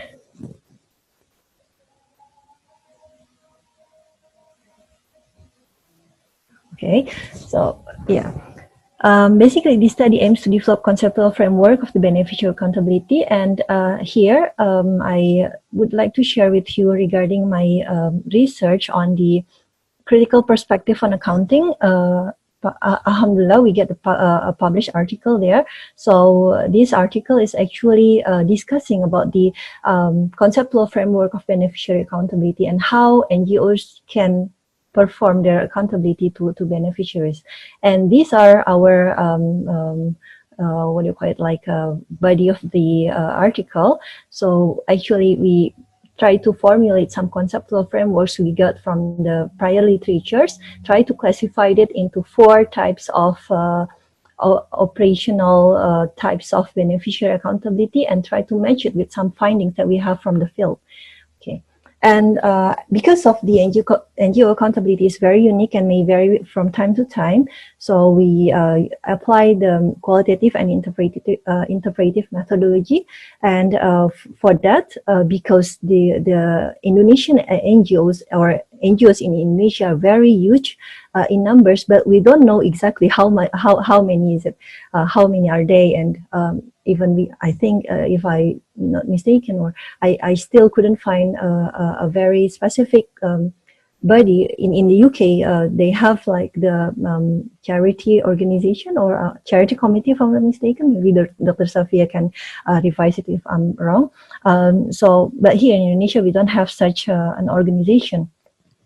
Okay, and so that one, so that's why we choose to have like a case, particular case, and we discuss about the ACT, Aksi Cepat Tanggap in Indonesia, or Quick Response Action if we did translate it into English. It's a large humanitarian NGO. Maybe Indonesians know ICT already, but Dr. Sofia, maybe you can browse from the internet because they are really social media friendly. They have lots of publication in social media, and it's quite popular here in Indonesia. They also have served beneficiaries not only in Indonesia but also globally.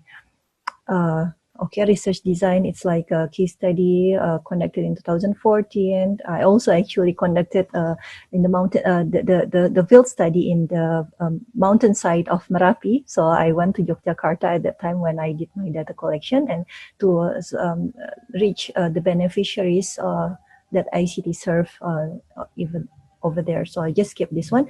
And here is what we have found.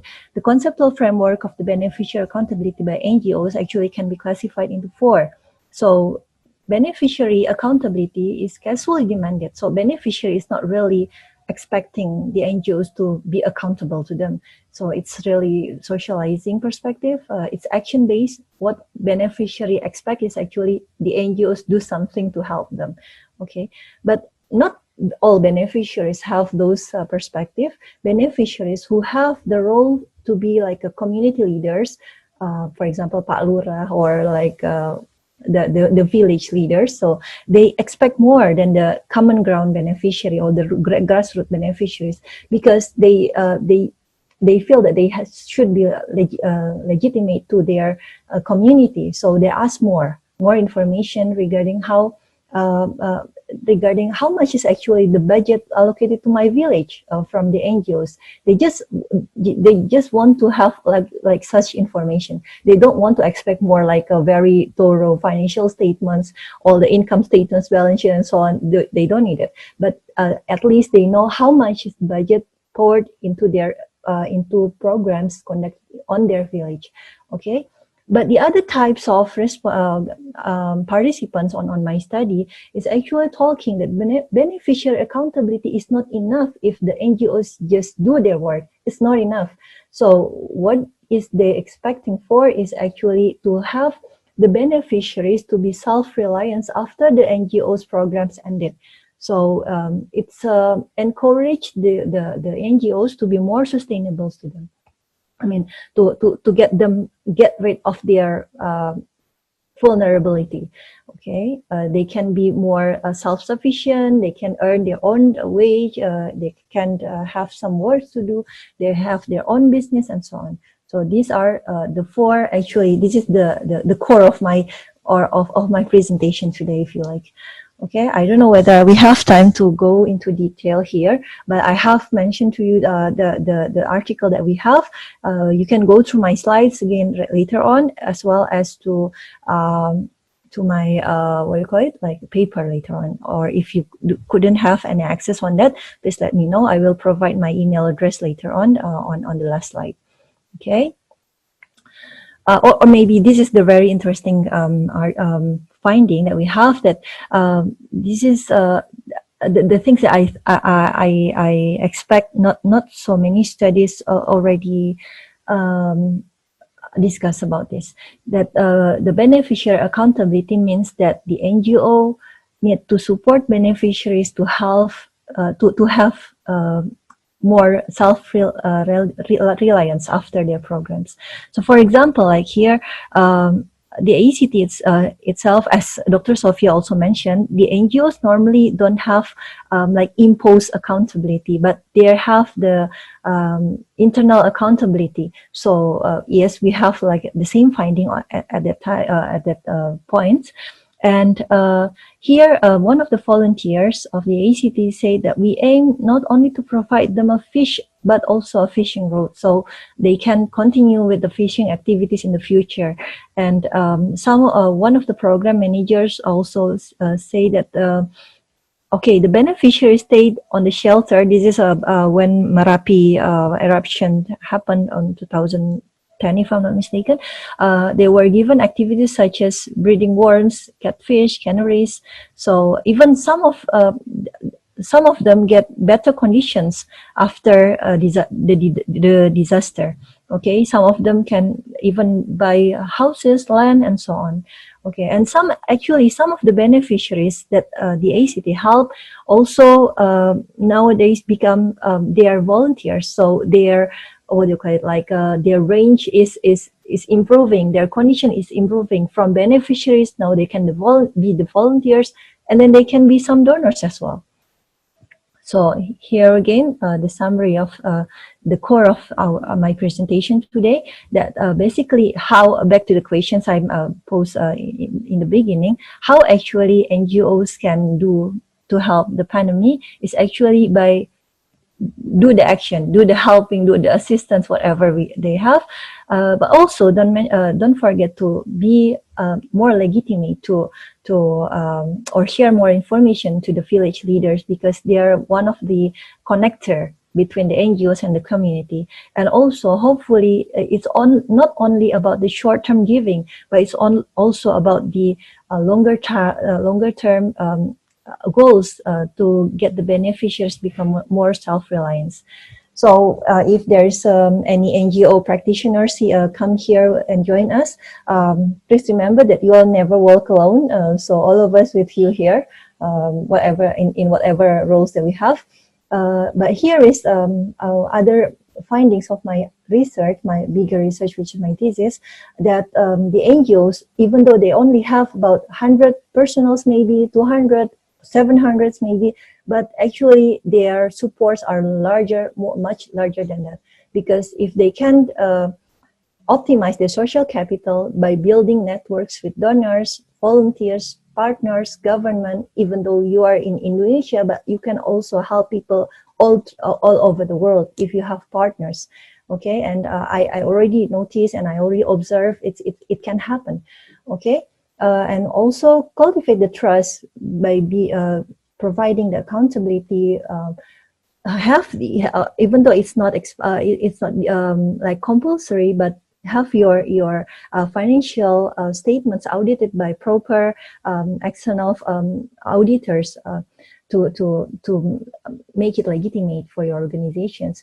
But here is the most important things is to encourage shared values and goals. So if NGOs can like optimize this button, inshallah, it will be much more easier to get the to have like collaborative works and be accountable to their stakeholders. And here, because this is like an Islamic conference or a conference on Islamic economics, finance, accounting. So let me just conclude my presentation with the observation of accountability from Islamic perspective. And the Tawhid is actually our common grounds for the shared values and goals. If all of us understand that the purpose of of Allah creating us to live in this world is to worship Him. So, and every one of us understand that whatever we do is actually to worship Him. We have these shared values and goals. It will be very easy for us to, or it will be easier, much more easier for us to get others work hand on hand with us. And here I also quote one of the hadiths narrated by Imam Muslim, and it's Sahih. Souls are troops collected together, and those who familiar with each other would have affinity. They will be very strong, tiding with one another. And those amongst them who oppose each other would also be divergent, and it's very difficult to like make hearts united if they don't have these shared values and goals. And actually, some of the portion of this idea already mentioned also in one of my other paper, which is also Alhamdulillah published in the AAAJ. It's Alhamdulillah open access, so actually you can browse there and without even subscribe to any of the database, inshallah you can download it freely. Okay, with that, I'd like to thank you for all your attention. So please drop my into my email if you need to get my research or this PPT. Thank you very much. Assalamualaikum warahmatullahi wabarakatuh. Thank you very much, Mirati, for your presentations. So it is very interesting how you highlight more on the beneficiary accountability and how from your research that Islamic NGO is trying to have more roles in the beneficiaries' empowerment to build them, to build their self-reliance. But in this pandemic, with the number of SDGs are impacted by the pandemic, so maybe it is also interesting to observe how those NGOs roles, whether those roles change because of this pandemic. So here we have received some questions from the audience. So I'd like to summarize some of the questions because some of them are similar questions. So here maybe I will go to questions about research as I expected, because both of you are prominent researchers. There are some questions about doing or conducting research in accountability. So first, because it is a sensitive issue, really, when we're trying to research related to accountability in Islamic NGOs. And do you have any? This is from Ahmad Maulin Naufa. Whether moral hazard related to the financial aid, and what kind of suitable research method, because this is quite sensitive for some parties, maybe not only Indonesia, but also in other countries as well. So maybe from Sophia, I'll give you time to answer. Hi, thank you for giving me the opportunity to answer this question. I think that's an interesting question. Any kind of research, I guess, on accountability is sensitive. I think the main thing is not to go in to say to the, whoever you're asking that you're asking is about accountability. It depends on how you word your questions and how you set up your research design. With regards to this specific question on moral hazard, I'm not quite sure what kind of information is publicly available in Indonesia, but I think in the UK, what could easily be done is to use public records. So if you are mapping, perhaps you could take one organization and map the funding regimes over a period of time. So see who's been funding them, how much money has been coming in from these organizations, and at the same time map what's been happening to their activities, what they've been spending their money on, and what activities they've been engaging in. That might give you an idea of how funding bodies affects activities, and whether it's making them more risk, in helping them engage in more riskier behavior without actually going to them and asking them, is it making you take more risk, etc. You could obviously go in and do interviews, but you might get limited information from that. So I guess when you've got something that's like moral hazard, sometimes it's best to see what's out there in the public domain first. It's more easier, I guess, in the UK context where quite a lot of information is available. I'm not sure whether that would work in Indonesia and what kind of information you have publicly available. On the other hand, you could perhaps do a more lengthy case study. In any, I think, kind of research, it really does help to build relationships with the organizations. If they see that you are actually doing this as a research project, not to catch them out, but to really understand how things work, and perhaps in the longer term to make things better, then they can be more open with you. And so it's perhaps early on build those relationships with the organization, and don't talk about trying to help them, trying to investigate the accountability, but use other terms perhaps, and that may help. So your suggestion is first trying to find the publicly available data, but if you can't, then you have to try other things, but you have to be very strategically choose the methodologies that will make them more open. Yeah. Maybe Bu Miranti, you have more insights for these questions, and also there is more questions from Zulfikar Ali Ahmad. Maybe it's related to previous questions about research, conducting such research in Indonesia, because some NGOs, many NGOs do not have available information regarding their annual report. Bu Miranti, maybe you can help to answer. Okay, thank you very much for the questions. And actually, I understand that, as far as I concern, and as far as I know from my research previously when I conducted my PhD, I still couldn't find any specific database or data set regarding the NGO, like financial reports or any self-reports that NGOs publish, and it's already gathered in one specific database.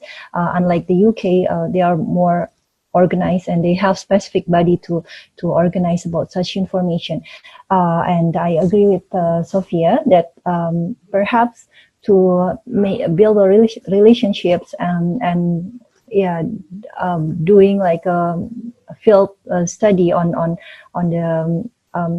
specific NGO would help more, rather than to rely on the on the secondary data. Or maybe you can also, I mean, if you like to understand more about the Islamic NGOs, maybe we can also make a connection or relationship with the BWI, Badan Wakaf Indonesia, or the FOS, Forum Zakat, or maybe the KNKS connects. They maybe can guide us more about how to find more information regarding the data that we need. So I think that's it. Thank you very much, Miranti. So maybe we have to redirect our research to not directly to those NGOs, but maybe some other organizations that also have available information. So we will move to next question. So I will summarize the two questions from Firdausya Agnia and Fuad Slamet for Sophia.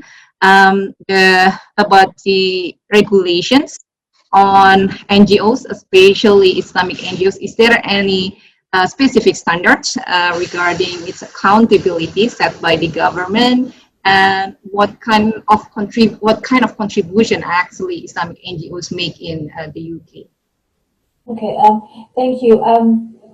There's not specific regulations or standards in the UK that target Muslim NGOs specifically for the purpose of charity reporting or governance. But there are some indirect, I would say, regulations that affect Muslim NGOs because of where they operate. So what I mentioned earlier on with regards to the counter-terrorism laws, there were some laws that were put in place which stopped organizations from operating or sending and transferring money. So, for example, to Syria, and lots of Muslim NGOs operate in Syria. So they had issues, with work on the ground there. So in those regards, the Muslim NGOs they work in the UK under the wider forum of the Muslim Charities Forum, and they lobbied the government heavily to see if they could have those regulations reduced. They were put in place to, like I said, counter terrorist funding going there. But the byproduct was that it also affected charities that were lawfully working in these areas. So that was one area where there was an effect on charities, but then the charities themselves mobilized and asked the government and forced the government to change the regulations somehow there. Other than that, I wouldn't say that there's been a huge impact of Muslim charities on regulation per se in the UK, because we are, Muslim charities are only a small proportion of the wider sector. Like I said, they only form 5% of the religious charity sector. The religious charity sector itself is only around 27% of the wider charities, so they don't have as much power, if you like, or voice. But having said that, I think they do have a big impact on the humanitarian field within the UK.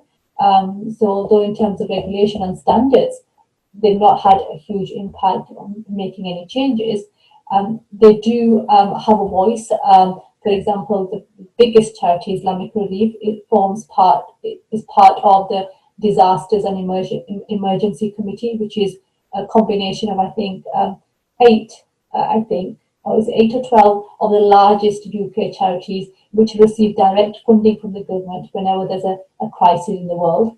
And they have so they do have a say on where funding is directed. But given the numbers, so low, there's not a huge impact that they can make, I think, on the policy field, unless they come mobilized and they come together and unite as one voice, which is something we tend to have trouble in the Muslim world anyway. So those issues kind of play out in the NGO field. I guess unless they come together, it's difficult in a non-Islamic country to have a strong voice. I hope that answers the question. So it's not specifically about regulations on Islamic NGOs, right? It's more common on other NGOs as well. Yeah, thank you very much, Sophia. And for Bu Miranti, there's one question related to Islamic NGOs in Indonesia. Well, it's again the same feeling that seems to be implied to questions about our donations to Islamic NGOs, and people feeling like taboo to ask such questions. And do you think it's possible to, from Heti Budianti, to build financial information system regarding Islamic NGOs in Indonesia to increase the transparency and accountability? And how do you think the government role is needed to address this issue? Okay, so first of all, actually sorry if it's my kids is around here. So yeah. Okay, wait a minute. Yeah, regarding the issue of the culture as well as the our situation that basically donors is not really asking or demanding for the financial reports. Yes, it may affect about the what do you call, like the willingness to have to be accountable, or to be more formally accountable, maybe in the sense that all NGOs are really expected or really have their own internal accountability to present their financial report and publish it in to wider public. But actually, we can also say that that there are some prior studies already talk about this. If the government really push too much regulations for the NGOs to get their to perform their formal accountability, to be more financially accountable to wider public, so it can also like a cost benefits interplay.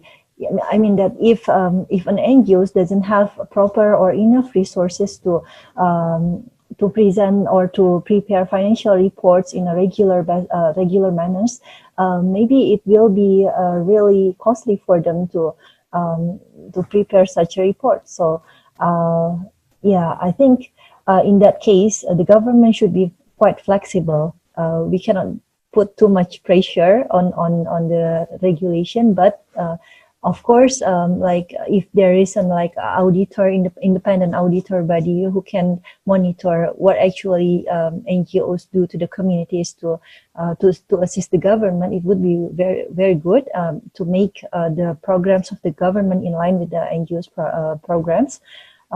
For sure, it would be great, but to put too much pressure on the financial or financial reporting, I think it's quite burdensome for some NGOs. The big NGOs, maybe they don't really care about it because they have those resources, and even without any expectation from the government or any regulation for getting the financial report presented every year, they already presented it, they already prepare it, so it's their internal accountability. But because as I mentioned in one of my slides, NGOs in Indonesia are very huge in numbers, but very low in resources. So yeah, I think we need to make like classification. I think in the UK there is as well. For example, like Sophia know much better than me regarding this, that larger NGOs are expected to do certain things, but while the smaller NGOs, they are given more flexibility on that case. So I think that's my answer. Thank you very much, Bumiranti. So flexibility is needed for small NGOs because they also have inflexibility in financing, maybe, or to spend more of the money they have to build financial information system that can be accessed by more stakeholders. Okay, so still the government role is needed, but flexibility is also crucial here. Okay, and back to Sophia. There's one question here. Maybe this is also this can be also answered by Miranti with your experience in the UK. How much Islamophobic affect the accountability practice of Islamic NGOs? Is there, maybe you need some research or maybe any source that can particularly use to answer this question?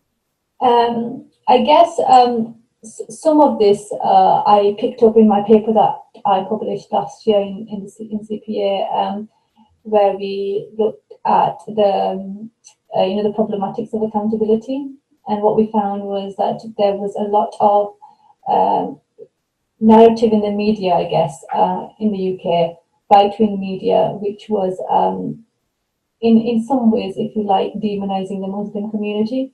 And then that was having a knock-on effect on Muslim charities. And I think there was a specific instance where a newspaper outlet picked up links of certain Muslim charity trustees and how they had links to certain Muslim countries, and in those Muslim countries there was they had prominent positions in certain political organizations, which they were inferring would affect how they conducted themselves in the UK and in those NGOs. I think with regards to the question itself, it's difficult to say how much is Islamophobic. Islamophobia affects Islamic humanitarianism. It's one of them things that goes parallel with general Islamophobia in society. So however it affects normal day-to-day lives of people, it would affect Islamic charities in the same way. I guess one thing that organizations are buffered from is that they have more visibility. So with regards to charities, you can actually see the work that they are doing on the ground. It's an unfortunate situation where the majority of people in need are also in Muslim countries, where only Muslim charities have the, if you like, the key resources to operate. Governments recognize this, funding bodies recognize this, and that's why these organizations are funded. It's general, I guess, media narratives and more societal perceptions that need to be changed, but then that's a more wider societal concern, I would say. For NGOs themselves, in the UK, there is a recognition of this. There's been work done by, like I said, Muslim Charities Forum to see if they can change public perception. But then, like I said, it's a much more wider narrative. It's not just linked to Muslim NGOs. It's much more about what's happening in society at that time. And one thing that I know the NGOs that are doing in the UK is trying to be more visible within the UK. So they're not just saying that we do this in this country, They're trying to take on more activities within the UK to say, we're not something that's removed from the people or the values of this society. But it's just one of them. It's one of them unfortunate things that those two do go hand in hand: Islamophobia and this notion of how Islamic charities are affected by that. There is a link there. Hope that answers the question. There's a possibility that the accountability practice can increase when they're trying to clear the Islamophobia, right? Yeah, I guess, one thing my research found was that whether you have, it doesn't matter how accountable you are, if society or if a particular news outlet doesn't like you because you are Islamic, doesn't matter how much accountability you provide, you will still not be liked. So accountability is limited. It's limited to what it can provide. Very much, Sophia. Maybe you have more insights on this question. Yeah, actually, my understanding is also limited regarding the perspective or the people's perception on the terrorism agenda and issues. But actually, if there is stigma, so what we can do is actually to prove that the stigma is not true, or maybe it's just prove whatever we do and try to get them look at what we really perform in the field. For example, maybe the NGOs can also provide more information through social media, to YouTube, provide more pictures or visualization for the wider audience on their works. And actually, they don't have anything to do with the terrorism. They're just helping people. And actually, if we would like to look at the statistic also, those who are much those who are most vulnerable are actually Muslims from Muslims in Muslim countries, Syria, the Palestine, of course, Lebanon, and Yemen, many countries in Africa. So most of them are Muslims, and so I think there is no, no wrong things to help those who are in need. I mean, when we look from the humanitarian point of view, the reasons are there, and even from the Islamic point of view, we also need to help people, not only Muslims, but also all the human beings, and those who are, like our Prophet mentioned, that those who are the best people among us is actually the most beneficial among us. So just prove that we are just do it, not having any other hidden agenda behind it. Ranti. So we still have maybe for one question. So here maybe back to Sophia again. Is Muslim charity organizations in the UK perform better in terms of social goals compared to its financial goals? Okay, it depends on what you mean by financial goals, I guess. With charities, I think the goals are, the objectives are non-financial. That's the purpose of, that's why you are a charity. You were not set up for financial purposes. You are set up for a particular objective, be that, providing aid overseas, dealing with homelessness, or, for whatever purpose. By the very nature, you have to have your social goals should be performing better than any, financial goals that you have. Maybe the question is asking if they are spending money in the ways in which they intend to. And I've not done research in that area. But what I would say is that Muslim charities, by and large, are very good at achieving whatever objective that they set out to, to achieve. Because of this intrinsic motivation, this desire, this purpose, this this drive to not only fulfill religious obligations but also to help. So I would say yes. I think the social goals are much more important for Muslim charity organizations than any financial goals, if they do have any. Thank you very much. So maybe depends on how we define the social and financial goals, right? But in terms of what they have done, maybe stakeholders with the high trust, they're trying to get more information on what they have, how those funds have reached the beneficiaries, rather than how those financial things reported to the stakeholders. Okay, there is one question to Bumi Ranti. I'll close the questions and answer after this. Here, do you have any information on which NGOs use the term, is Firdaus Warbial Ilham used the term reaches, but maybe has collected the highest funds in Indonesia, and maybe how do those NGOs attain their funding, or maybe in terms of accountability, whether they or NGOs that collected the most funds also have a higher accountability to stakeholders. I think that question, this question will try to lead to the accountability issues. Bumi Ranti. Okay, sorry, we have another additional presenter here. Yeah,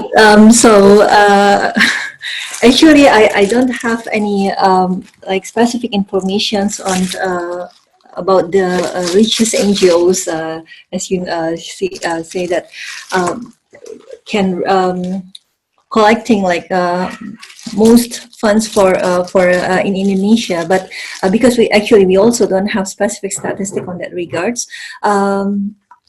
As far as I know, but what I can answer from the question is actually where they get the funding. So what I concern is that most of the Indonesian NGOs rely on individual donations rather than grants.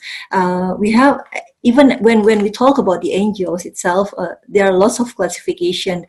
So like national NGOs and versus international NGOs, religious NGOs, environmental-based NGOs. So various things and various classification by various researchers or organizations. So I couldn't answer that questions, but what I know is that the funding of Indonesian NGOs, most of them are getting the funds from the individuals donors. So that's why actually we can also see the phenomenon that basically many NGOs are fighting for the same resources. For example, this is like quite unique in Indonesian case, and actually I really want to propose for like more established architecture for the Islamic NGOs or the NGO as a whole, because in the UK, what I observed when I was there is actually they have very specific NGOs. They are helping specific targets. For example, like Save the Children or Islamic Relief. They're focusing on the humanitarian issues. There are also other NGOs helping specifically on the orphans, for example, or the cancer survivors, or the children. But here in Indonesia, in our country, the NGOs are classified based on the funds. For example, like zakat organizations, wakaf organizations, and they do most of the same things. So they are not based on the classification, but based on the funding. So that's why I just observed that it seems that there is like a very rigid competitions between the zakat organizations to collect zakat from the same sources, from the same donors. But actually, if they can they can have specific target markers, they can have some more specialization. I think it's quite helpful for the NGOs. We understand that from the business point of view, that if we have a specific target markets, your business can be develop in more further growth. But if we don't have any specific target markets, then it will be quite more difficult for us to develop our business. And the same things I think can be applied in the context of NGO. If one specific NGO concerns with the orphans, another specific NGO is concerned with the like for example like the humanitarian issues, others specific on assisting the healthcare issues, and other specific, they concern in education, for example. So people now can choose if they want to develop education sector or they want to help education sector, then I will go to this NGO. If I want to help like food sector or agricultural sector, I want to choose this NGO. So I think it will be more specialized. They can be more professional. So I think the architecture is needed here. And I understand that Ibu Wuri Handayani and her team is also currently conducting some research on that regard. So I really wait for the results and really keen for reading the findings. Thank you. Thank you very much, Miranti. So the accountability of the NGOs has specific mission in certain sector that will be easier actually to report their activities. So unfortunately, we have very limited time here. I'm sorry for questions that cannot be specifically answered by our honorable speakers. So I'd like to conclude our sessions today that for accountability to work, it certainly needs trust, but in the context of religious-based or Islamic NGOs, it is very, maybe we can say that it is common that the donors tend to have more trust to those organizations that lead to low accountability practice because they don't really demand on those accountability, and also lack of expertise that requires flexibility in regulations as well for small NGOs might be one of the solutions for them to be able still to show accountability but in more flexible manner. So in light of the pandemic here, we will also still waiting for other research, future research that will give some light on the the roles of Islamic NGOs in the context of SDGs, for example, or in their accountability practice as well, whether their accountability practice increased during the pandemic or on the contrary. So thank you very much for your presentations, Wimiranti and also Sylvia. It's really, I'm really glad to be your moderator of your presentations, and hope we can still in contact in the future. Thank you very much. I'll return to the MC.